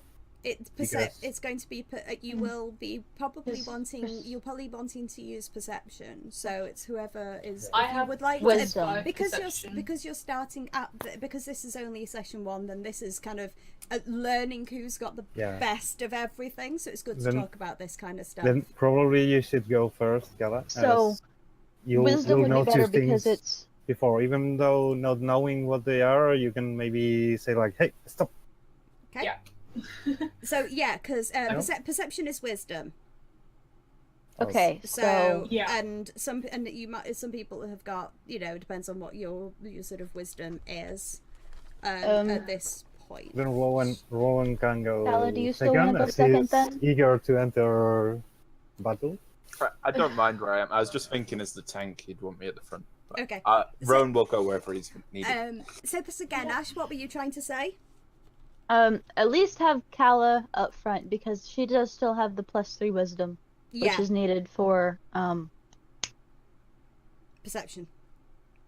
Yes, that word. Yeah. Okay, so are you moving normally? Are you trying to move stealthily at this point? What would you like to do? All of us are moving decently quietly now since I stuffed a bunch of leaves in his armor. So maybe we could move a little bit more like a normal pace since we're not going to make a lot more noise. Okay, that is absolutely fine. So, as you move further along the path, and I do apologise for that, it's a little less than. You've moved along the path. Is anybody wanting to do any kind of checks at this point? Just as you moving through. I'll do a perception check. As you notice, this is the kind of the area that you can see. So Calla wants. Go on. Go ahead. No, it's. I was gonna say kind of check how late in the day is it. And maybe do a perception check as well and see if I can see any blood still or if it's kind of stopped now that the horse isn't around. Okay, so first, if I could have Ash do a perception check, please. Perception's wisdom, so 14, 15, 17. Basically, it looks there's no blood, because there's been no blood, because all the blood was sort of left back where you've sort of left the dead horses. Okay, I was just thinking like blood drip trail, like if somebody was injured. It doesn't, from your roll, it doesn't look as though there has been any sort of physical injury. However, it also doesn't look like there has been any struggling. So what you take from that is up to you, but it's basically sort of these heavy drag marks of what looks like 2 feet have just been sort of being pulled in the direction that you're walking. So I mean, it's up to you what you think might be going on in this sort of situation. If he's knocked out or he's dead, but they left the dead horse. I don't know why they wouldn't have left him if he was dead, though. Maybe they wanted him alive. So definitely think that he might be. He might have been knocked unconscious and is being dragged along. And then Calla, did you do a perception check? I've just been reading the Natural Explorer thing again, and it's intelligence and wisdom checks. Oh, fabulous! So, perception is a wisdom check, so that doubles my bonus on that. So when I do perception checks in the forest, I get plus 10. Plus 10. Holy crumbs! It doubles it. Wow! Holy cramoly! Yeah. That you are. But we're not in the forest right you're now. Not in. You're unfortunately though. Right at this moment, you're in. You're not actually sort of within in a. I would say you're sort of in a forest, but you're not like in a forest. In the floor. So unfortunately. Yeah, that's not gonna. You can't use it, but you're just gonna have to do a straight perception, which is still pretty good with plus 3. So. My perception is plus 5, so 19 plus 5 is 24. Okay. You notice at this point as you walk forward that. Hold on. If I can actually do this. Can you see that? This very, very faint little thing that has just appeared. Like a marking on the. Heck. That. This gets really detailed.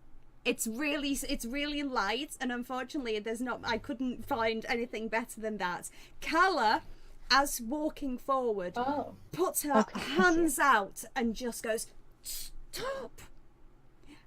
And you notice that it has in front of you on this path has been set a snare to catch. Is that what it is? Yes, to catch any unsuspecting travellers that might go past. The snare is attached to one of the few trees that are actually still left, and would have actually grabbed the first person to step into it and caused some serious damage by pulling them up into the tree. At this point, there is a snare. Obviously, a snare has been left there. You can probably assume that it's not been left, like, it's not just appeared from nowhere. So what at this point would you like to do? Everyone stops behind me. I go, there's a snare in front of us. Everyone stop. Don't move. Everyone just check around, see if there are any others. I'm going to try and cut this one down. Okay. So, you can just do a... if you do a dexterity check, please, because the attachment for the snare is actually sort of... It's kind of hooked up and over branches and various things, and you're going to have to be fairly sort of dexterous to be able to kind of unhook everything, sort of thing out. 10? Cat! Kitty! Hi. Getting yes, master. this is it's always super professional when you basically catbolt on all of my stuff. This is going to be super distracting. But she's so soft. Oh, Yes, it takes you a bit of time to cut it down. Unfortunately, at this point though, you are all quite distracted, and you do not notice. Oh God, you do. Oh God, Jim. I think you're the distracted one, Lise. I'm totally distracted by. Yeah. I'm totally distracted. You do not notice the two. There we go. Sorry, I just need to try and do this. I need to try and figure out. Two goblin archers that have snuck up. So whilst this has been going on and Calla's been like hacking at this thing, like holding on and soaring We're just away, like watching her intently, like, oh my God, don't do it, don't get hurt. You're all watching because she's told you to not move, she's told you to not do anything, so you all kind of sort of stood around, and she's like up by the snare, sort of trying to sort of sort it out. These two archers appear, and they are going to try and get off a couple of shots at you before you even start.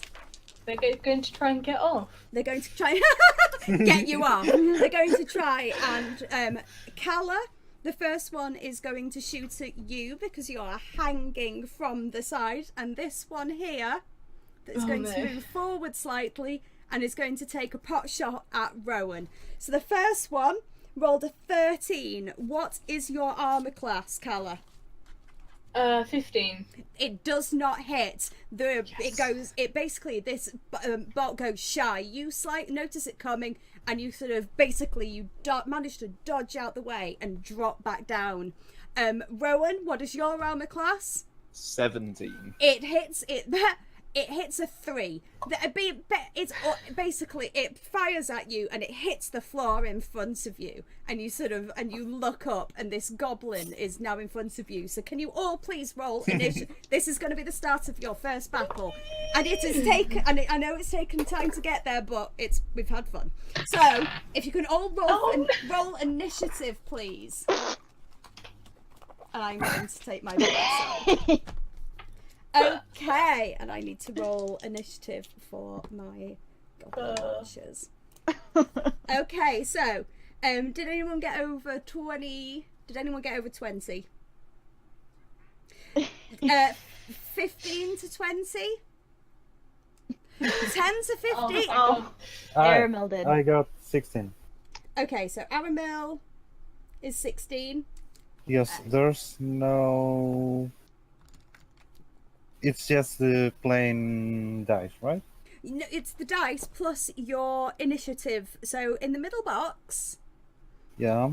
your initiative is Initiative.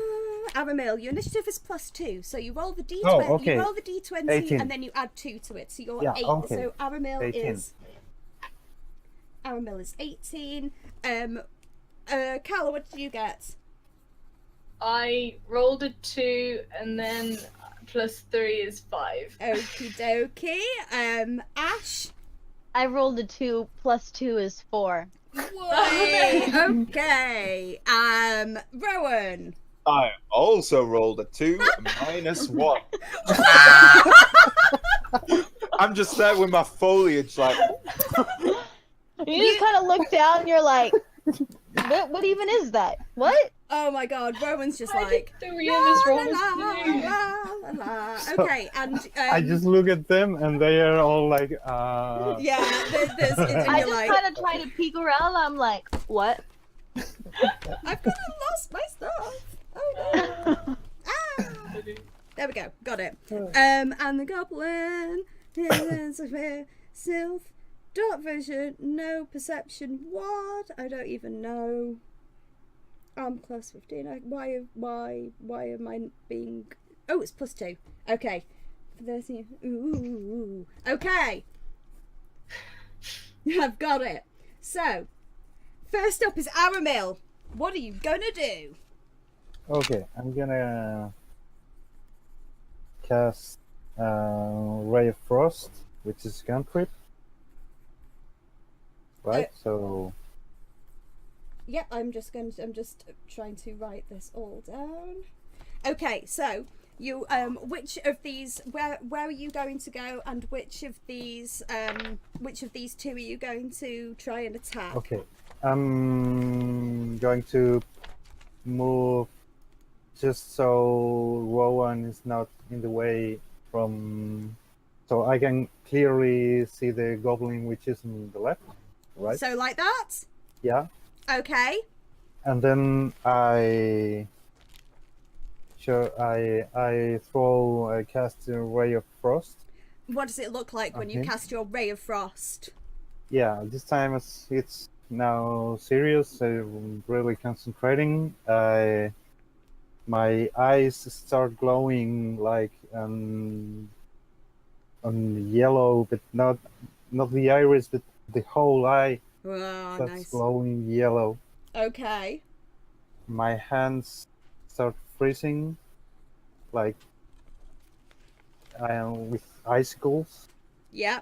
You know, and then I push them through the goblin. Okay. Yeah. The goblin, and the way goes right to him.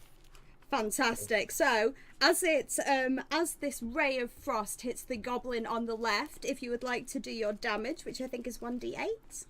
Okay, let me get it. No, sorry. I got a 9, so I was like, wait, what? Okay, sorry. Oh, fuck. He's got out of the box. Hold on, well, oh, okay, stuff's gone haywire. So 6. I had to get it, but it was a 6. And it's instantaneous, your spell casting, and you got a 6. So as your Ray of Frost hits that first goblin, you can actually see it hits the side, not the side that's actually sort of like holding the main part of the crossbow, but it sort of hits the shoulder, and it's almost kind of like burns it away with the cold. The goblin has definitely taken some damage from that hit. It's now the goblin's turn, though. This goblin the goblin on the right is still going to aim at Calla, and the goblin that has just taken the Ray of Frost damage is going to shoot at Aramil. So the one at Calla gets a 2. So that does not hit. He just hit his own feet. Basically, the Calla is just dancing around, and it is absolutely fine. And the one that hits Aramil gets a natural 1. So unfortunately, because this Ray of Frost has actually hit, and it's trying to kind of hold this with a sort of slightly damaged arm and everything, as it goes, it sort of cocks, and the bolt, it's got a proper crossbow, the bolt locks, which means that it will actually lose its next turn. Nice. Because of that. So it's now Calla's turn. The goblin that is closest to me, is he like directly under me? Or is he like a little bit away? He is probably maybe sort of 6 feet away from you. Not massively, not directly underneath you, sort of like slightly down and in front of you, sort of further up the pathway. Okay, so we'll draw my short sword. You have remember, you have an action first, so you can move up to 30 feet. You can drop down whatever to be able to sort of get to a melee attack. Can I jump down from the tree, kind of holding my sword above me to try and like get him in the head? Just headshot. Stabby. Yeah. Absolutely. I would like you at this point then, because of because you're trying to do something a little bit more specific, I would like you to make an shall I make you athletics or acrobatics? I'm going to say an acrobatics check, please. Oh, okay. That's 17.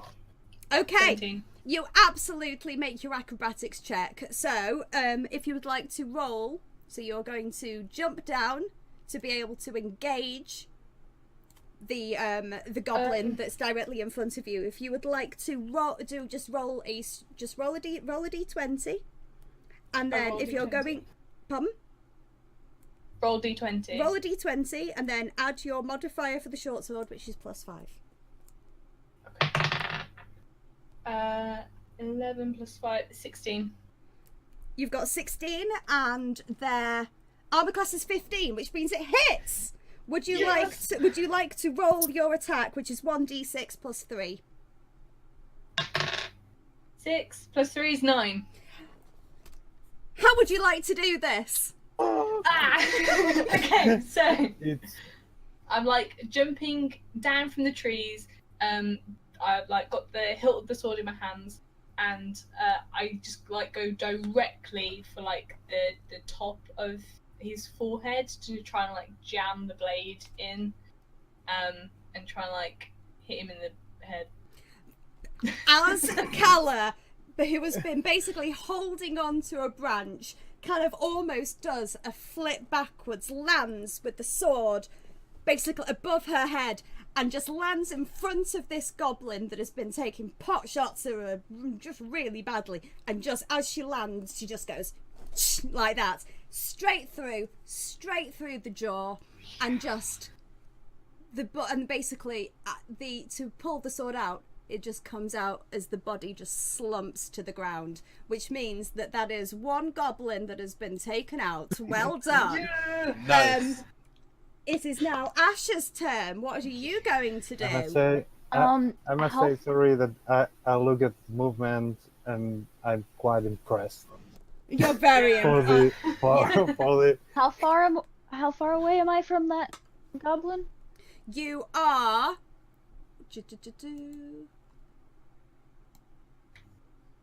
8 feet. You're well within. It depends on what you want to do, but but Rowan you would have, if you're doing any kind of Distance. Rowan's in the way.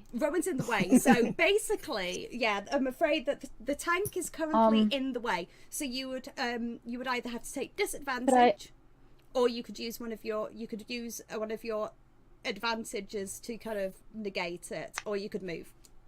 Could I run to where I'm not like in the way of Rowan if he needs to attack it, but I'm like off to the side of him? So would you like to basically, you're kind of running into like this kind of direction, except over like a little bit more to the, because I have a line of sight there, right? You've got line of sight on that goblin. That's fine. So would you like to attack that one? Take the dagger that I've had in my hand, because I took it out earlier and never put it up. I've just maybe been playing with it or something. Okay. And I take it, and I rear my hand back, and I throw it directly at his throat. Okay, so if you would like to roll an attack, please, with your dagger. That's with... So it's just it's always a d20, and then you add your modifier to it. So your dagger is a... Okay. Because it's within 30 feet, it is +4. Yeah, so your dagger attack is a d20 +4. Okay.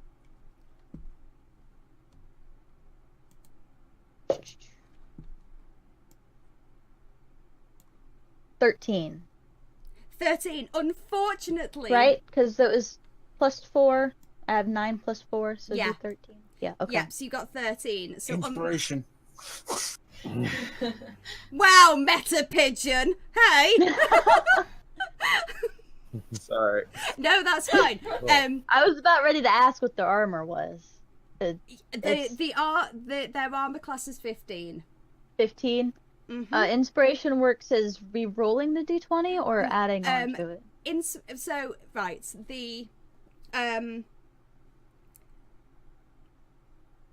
you can use you've got a reroll. You've got one reroll from the shoving leaves in Rowan's Armor. from me, or you could use the additional, the adding the d6, which was from Iona. Because all I need is 2 more, right? Because I had 13. Yep. So it's a. So I could add? So you're just play. It's a play on. It's basically it's working the numbers. I got so many more chances with this than I do getting a lower number with that. I don't want to get a lower number with that. That's yeah. So you're just the gonna. D20 hates are you me. just yeah? I'm gonna try and add to it. Okay, you just going At to go least with adding 2. Because if I do 2, it'll be like a. Yeah, if it's yes, it's that that'll If be it's at the armor. Okay. It has to it has to go over. It has to go over. Come on.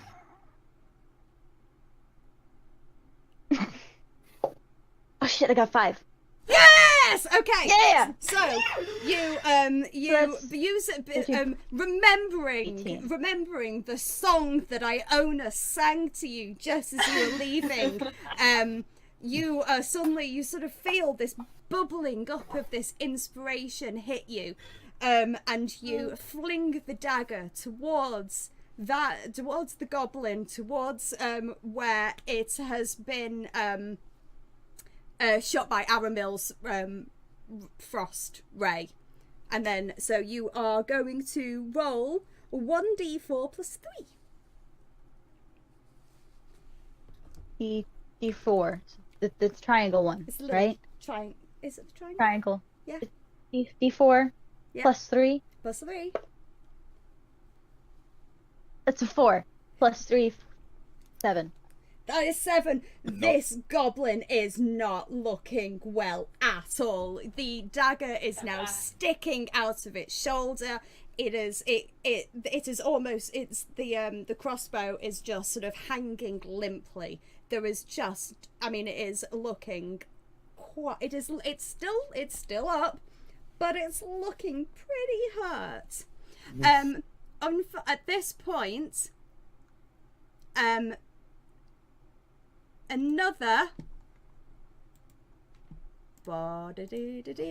you see another goblin suddenly comes out behind you, and it is going to do a sneak attack, and it's going to do a sneak attack on Rowan behind, and it is going to attack with it's going to try and take a swipe at you with its scimitar.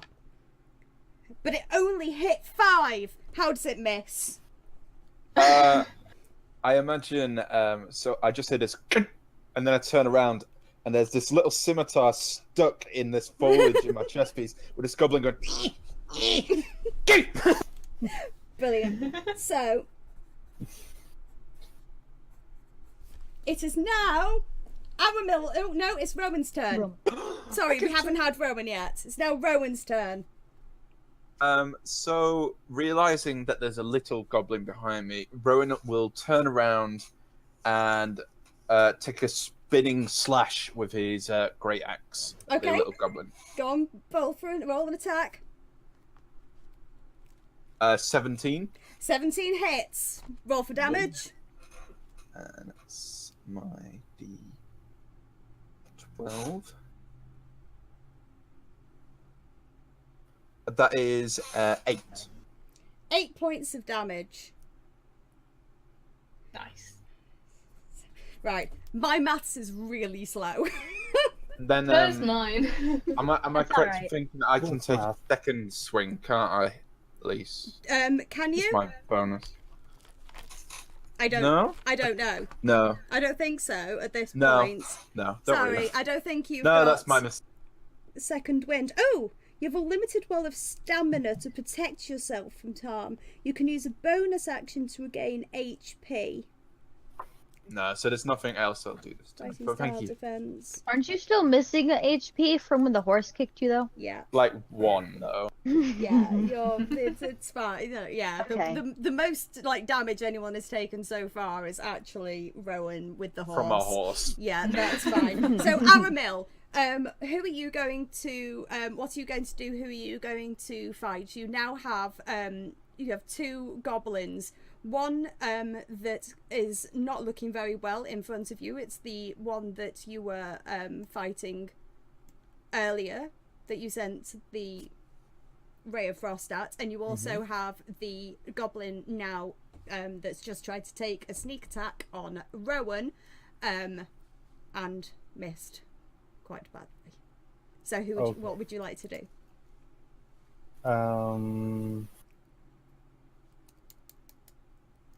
I would throw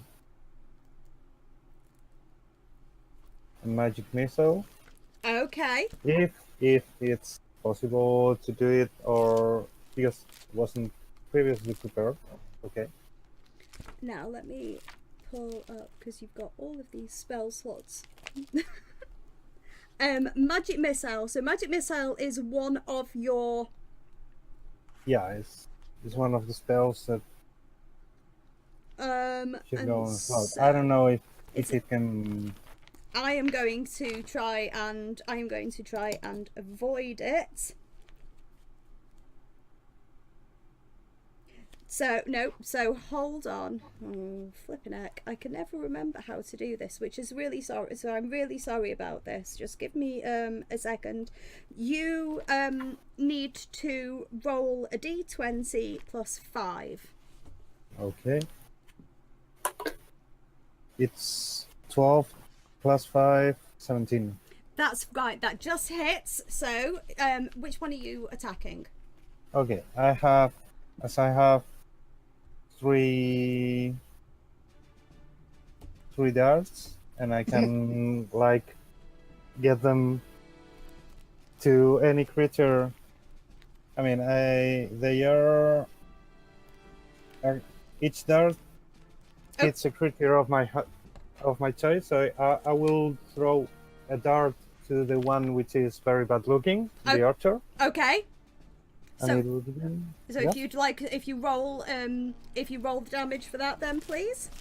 Okay, it would be 1d4 plus 1. 1 plus 1, 2. Okay. Oh! Not very. How would you like to do that? How would you like it to die? Because you have just managed to take it out. Oh, okay. Then okay, let's see. I cast a spell. The three darts appear. Okay. Like over me. With one hand, I push through the now dead goblin, and it hits right between his eyes, like. Great. So you basically a hole. So this his magic missile goes towards this goblin that is not looking very well, and as the goblin looks up, this missile basically burns a hole directly through its skull, and you can this goblin is just stood up with this hole in its forehead that you can actually see the daylight behind it, isn't it? And it just falls back, and as that's happening, he's firing off another missile at the other goblin that is just behind.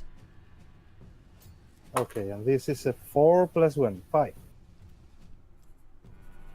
Okay, that's how that hits, and it's going to and it burns the goblin quite badly. It seems to sort of almost take a chunk of its flesh out of its side, but it is still upright and it is still going. And it is the goblin's turn, and it is going to go for Ash now. Because I had like 3, you have 3. You could do. There are 3, so you could do another then. Yeah. Okay, let's see. It's 1 plus 1. Okay, 2. That takes it out. So the goblin that you had just taken, the goblin that was actually looking as though it was about to move towards Ash, because it sort of snarls and it moves around. This third magic missile sort of flies towards it. How does that work? Okay. This time it's like he's not looking. He's looking at to Rowan. It seems more than to me. I'm more on his side. Yeah. So the magic missile just enters through under his arm, right? Yeah. Goes just on the other way and like rips it up. Oh, okay. It's like and Yeah. like And luckily, the direction that you are firing that magic missile in, it means that you don't actually catch either of your Yeah. colleagues in the way. So you've taken out the it's all gone sort of quiet again. You've taken out the goblins that you saw initially. So, what would you like to do now? I'd like to go retrieve the dagger immediately. Oh, yeah, good plan. So Ash has retrieved her dagger. So you can sort of note down that you've still got that. Anybody else? Would anyone like to do anything? The bodies are still there. They may not look like they're there on Roll20, but they are still there. So you have one body in front of you, Calla. You have another one that is by the bush that was taken out by quite a few of you, and then you have one that's sort of behind and between Ash and Rowan. So would you like to do anything at all? I wipe the gore off my blade kind of discreetly, and I bend down and I see if the goblin's got anything on him, anything that might be useful, any money. That would be cool. That would be cool. If you would like to do an investigation, if you would like to, just one in front of you, Calla, if you would like to do an investigation check, then please. I would like to do the same with the one that I'm already standing over because I had to go get my dagger. Okay, so if you're over here, would anyone who would like to investigate the scimitar holding goblin? I will. You will. For obvious Yeah. reasons. I was going to say, you took Sorry, Rowan. you took It's nothing personal. I'm still in awe of them arcane bolts. I'm like, ah. Yeah, you took it out. So Calla, if you would like to go first, please. Yeah, I got 15. You got 15. Okay. So the goblin doesn't look like it's holding very much, unfortunately. It has got a crossbow that you're very welcome to take, with 4 bolts that are still on its back. So if you would like to take those, that you can. Would you like to take them?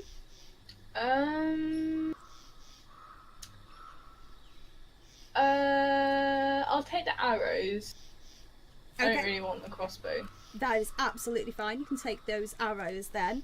There doesn't appear to be, there's no money, nothing really on this sort of goblin.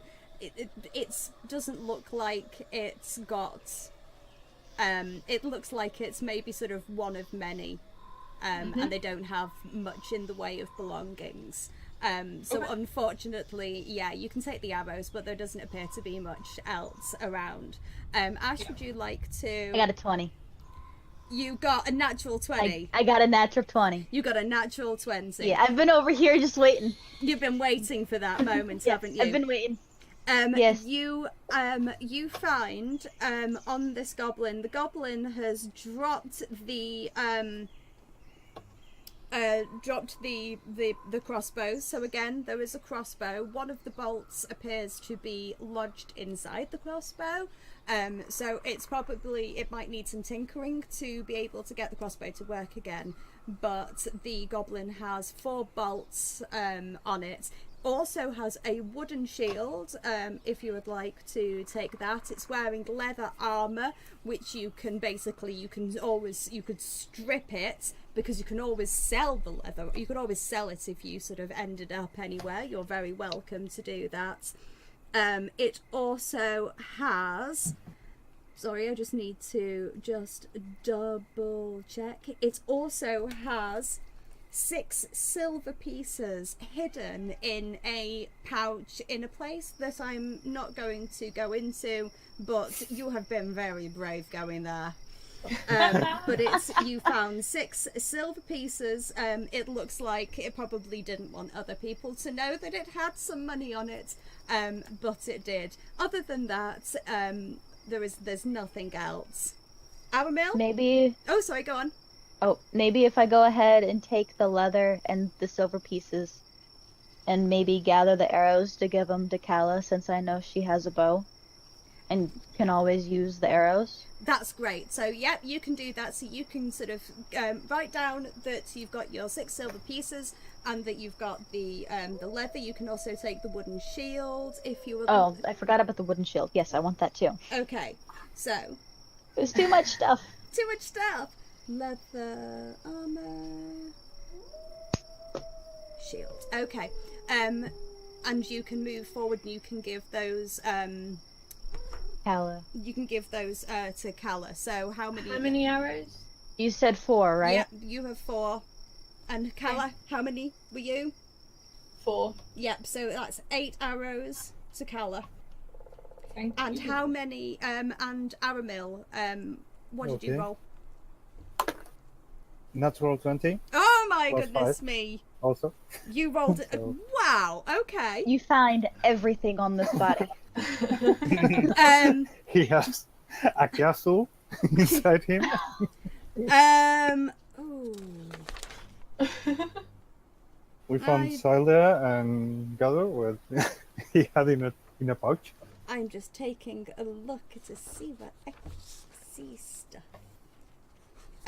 Okay. As you rummage through the body that has, there's no blood or anything. It's just basically had like a hole burnt through its side. It's almost like smoking. Again, it's got sort of leather armor, a wooden shield.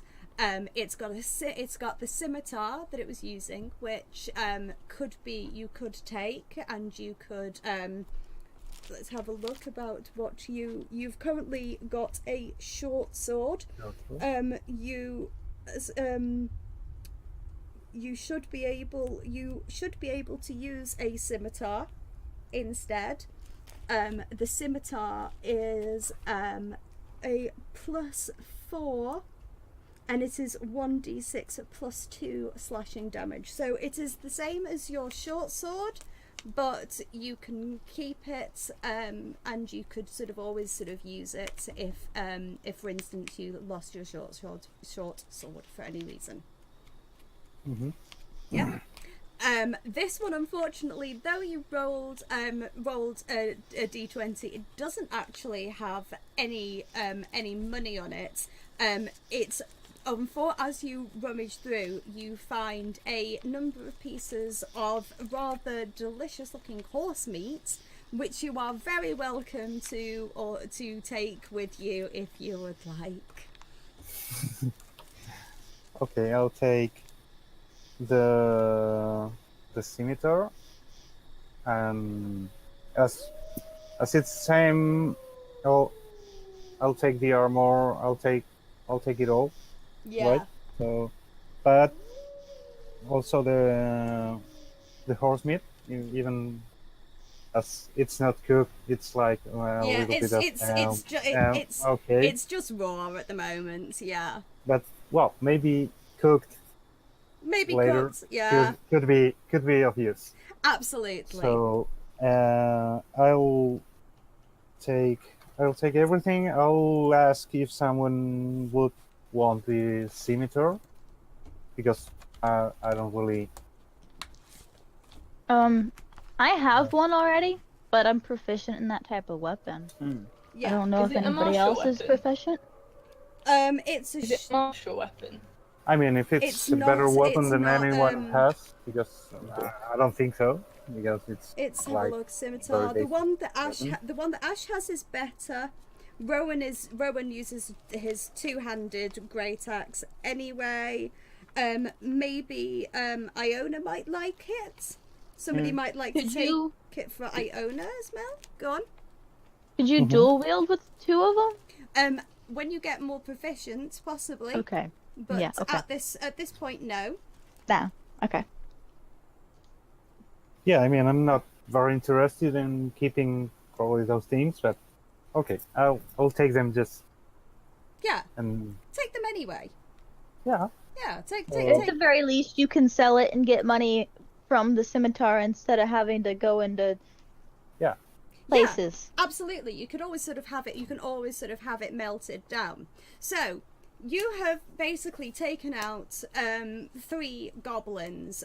What would you like to do at this point? Are you what's your plan of action here? How late in the day is it? It's probably twilight, so it's not quite evening, but it's definitely sort of the light is dimming, but you can still would we have time to kind of see which direction they're coming from before we'd have to find a place to stay for the night? I would say so, yes. Well, okay. So I can see like bright in dim light. Okay. yeah, So you've we got maybe, and I guess maybe Calla also can. yeah. I don't have dark That's vision, so I can't. I am but a mere human. Yeah. Yeah, so Aramil's got dark vision, Calla's got dark vision, and Ash and Rowan don't because they're human. So probably, how would you like to, is that kind of the way that you would like to play this? Maybe. I'll go at the back if you want, because then that's somebody who can see at the back and at the front. Oh, okay, that's good. Oh. So I've moved you round. I'd rather you go So to the front for the perception. Ah, Okay, also, Calla, and I'll go to the back. fine. I'm not like I don't want combat. Kind of like Are we gonna No, keep going? you could be perception. kind of flanked. I You get could be it. kind of flanked by next to Rowan. how are you all Right. feel? I mean, that would, as your party, that's like that We would have need been to that was figure your out sort of what first. direction they all came from Yeah. in general. Okay, so And are we wanting to keep going at night when half of us can't see, or are we wanting to stop and maybe take a long rest at night and chill out?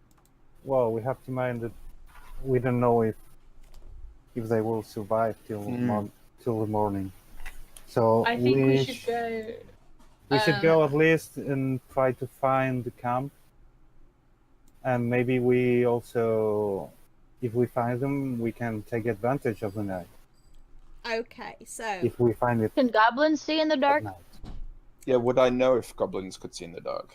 would you like to do a history check, please? I can. Oh, I think Rowan was doing it. Oh, I Okay. thought I was because I asked the question. Oh, was it you? I thought it was Rowan that asked I the asked. question. I Oh, asked if sorry. goblins could see it. We Ah. kind of both questioned it. You can roll advantage first, it. 'cause- I don't care. Okay. What is your history like? 2? Oh, History. mine's 2 as well. Could I maybe ask Rowan if he Yeah, knows? Like, so you could always can, get, so yeah, can you could, goblins see in the dark? so you could give Ask the you wizard. can give Ask the so wizard. roll first. Roll.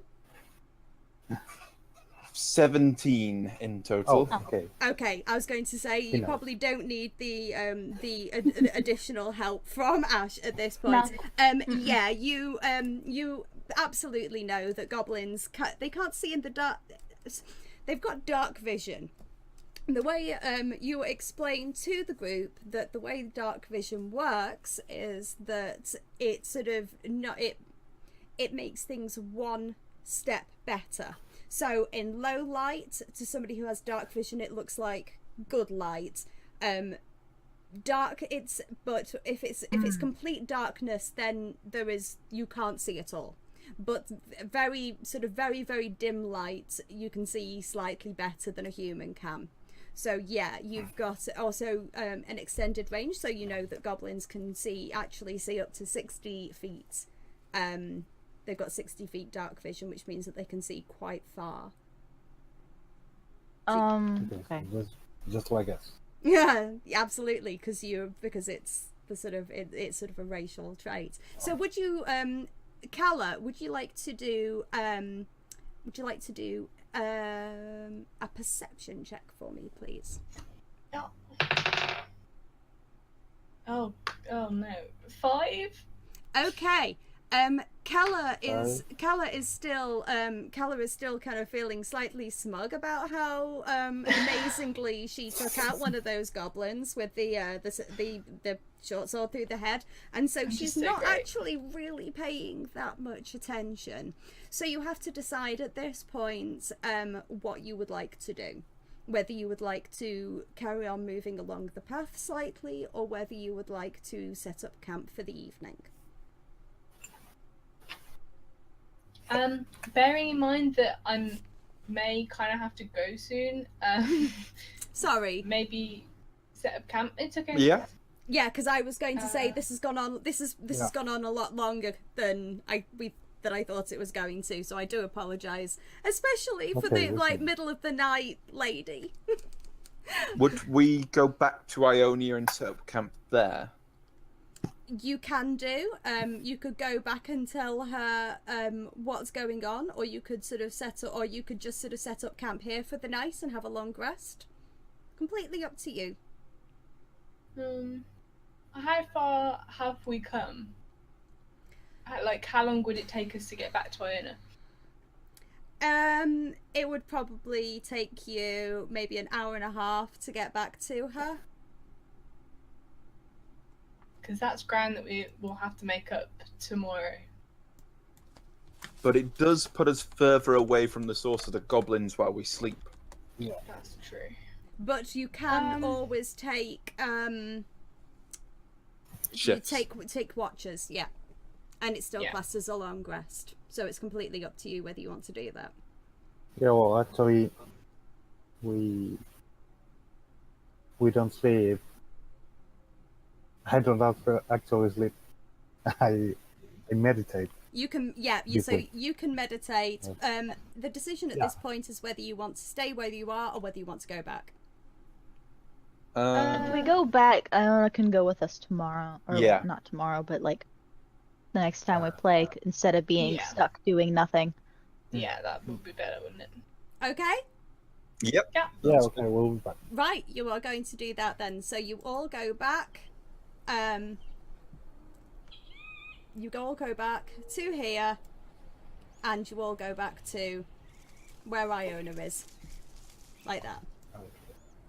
And you tell her what has gone on, and you get a fire, and you set a fire up for massive fire. Oh, it's a massive fire. Huge fire. I just snap my fingers and it lights. Yeah, I love it. That.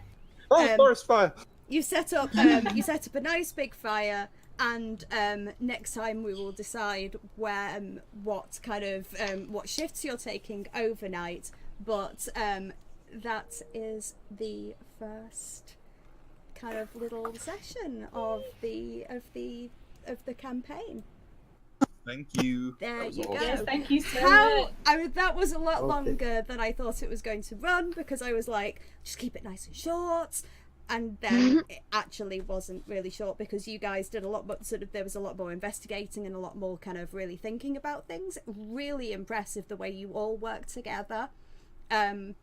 Because especially, I mean, looking for I know that you're going to have to go, but looking for all that investigation that you did, and the kind of the planning and hiding the horse and everything else, you didn't need prompting on any of it. It's like I had all of these prompts to be like kind of prompt for this, prompt for this, prompt for this.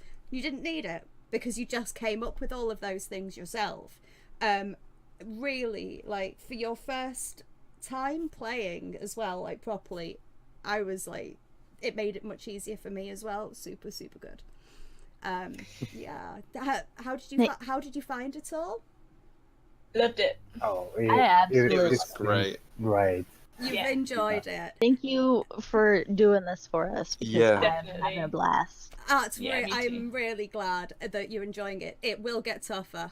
I will tell you now. I'm being kind, being easy, but yeah, it's going to be more. It's going to sort of get sort of more complicated, but it will really pick up speed as well. So, but thank you so much for giving up so much of your time. Like, I don't even at 2, 3, 4, 5, like, shit, 3, 5, like 3 hours and 20 minutes of your time. Thank you so much. We will try and keep it to like less in the future if possible. It's okay. but- It's just because I have to drive home, like a 2.5-hour drive. Oh my I don't want goodness. to do it in the dark. Oh no, I'm so sorry. But and It's you okay. and Shadow, you absolutely need to like sleep. I don't work tomorrow, so I'm Yeah. alright. Okay. I actually have other things I have to do today as well, so That I'm is- gonna be up for a bit longer anyways, And- so it doesn't bother me. And thank you very much, Liz, for spending those 3 hours, 20 minutes of your energy to Oh, make this possible. I've Yeah. And then all the energy you spent on planning. I've Yeah, really, yes. I've really enjoyed it. And I will get better, and I will get quicker, and I will remember things better in the future. But we will go on when we're on Discord after we've all sort of had a think about it and we've had a bit of a sleep and like Fraggle's back and everything. We can plan our next session because it really should be, if possible, within the next sort of like 2 to 3 weeks or something, so we don't kind of Yeah, really forget. If it comes down to it, I can start taking off like every other or every 3, like maybe either a Sunday or a Saturday, I don't care which. Just so I know that I have a day. It's not gonna hurt me to take a day that I have planned off work for D&D. Okay, we will definitely that will make things maybe easier for you as well because of the kind of the massive If we- like time difference that we have. If we plan it 3 weeks in advance, I can call off for that day in advance so they won't schedule me. Okay, I know Sundays are preferable for Freya now because she works pretty much all Saturday. fine. And what about you Okay. guys? What about you, Flame and Super? Probably Sundays are better, but both Saturdays and Sundays afternoon, I should be. I Should be Yeah. able should be to do it. okay. And what about you, Sue? I can only do weekends, Yeah. really. Okay. Sunday. Sunday Yeah, works thanks. for If me though. if we look at doing Sundays, then that's really works really nicely for me as They- well. So What I can do is tell them I can't work Sunday nights so I can stay up as long as I need to. okay, that's awesome. Well, I shall let you all go, and you will seriously. You'll be thinking about this for a good hour or so afterwards. You'll be like, you'll be replaying it and what you could and couldn't have done, and those natural 20 rolls. You're gonna be like, yeah. But thank you so much, guys. I cannot wait till the next session. That was so good. Me neither. Alright. Okay, love you guys. Yeah. Bye. Take care, guys. Bye.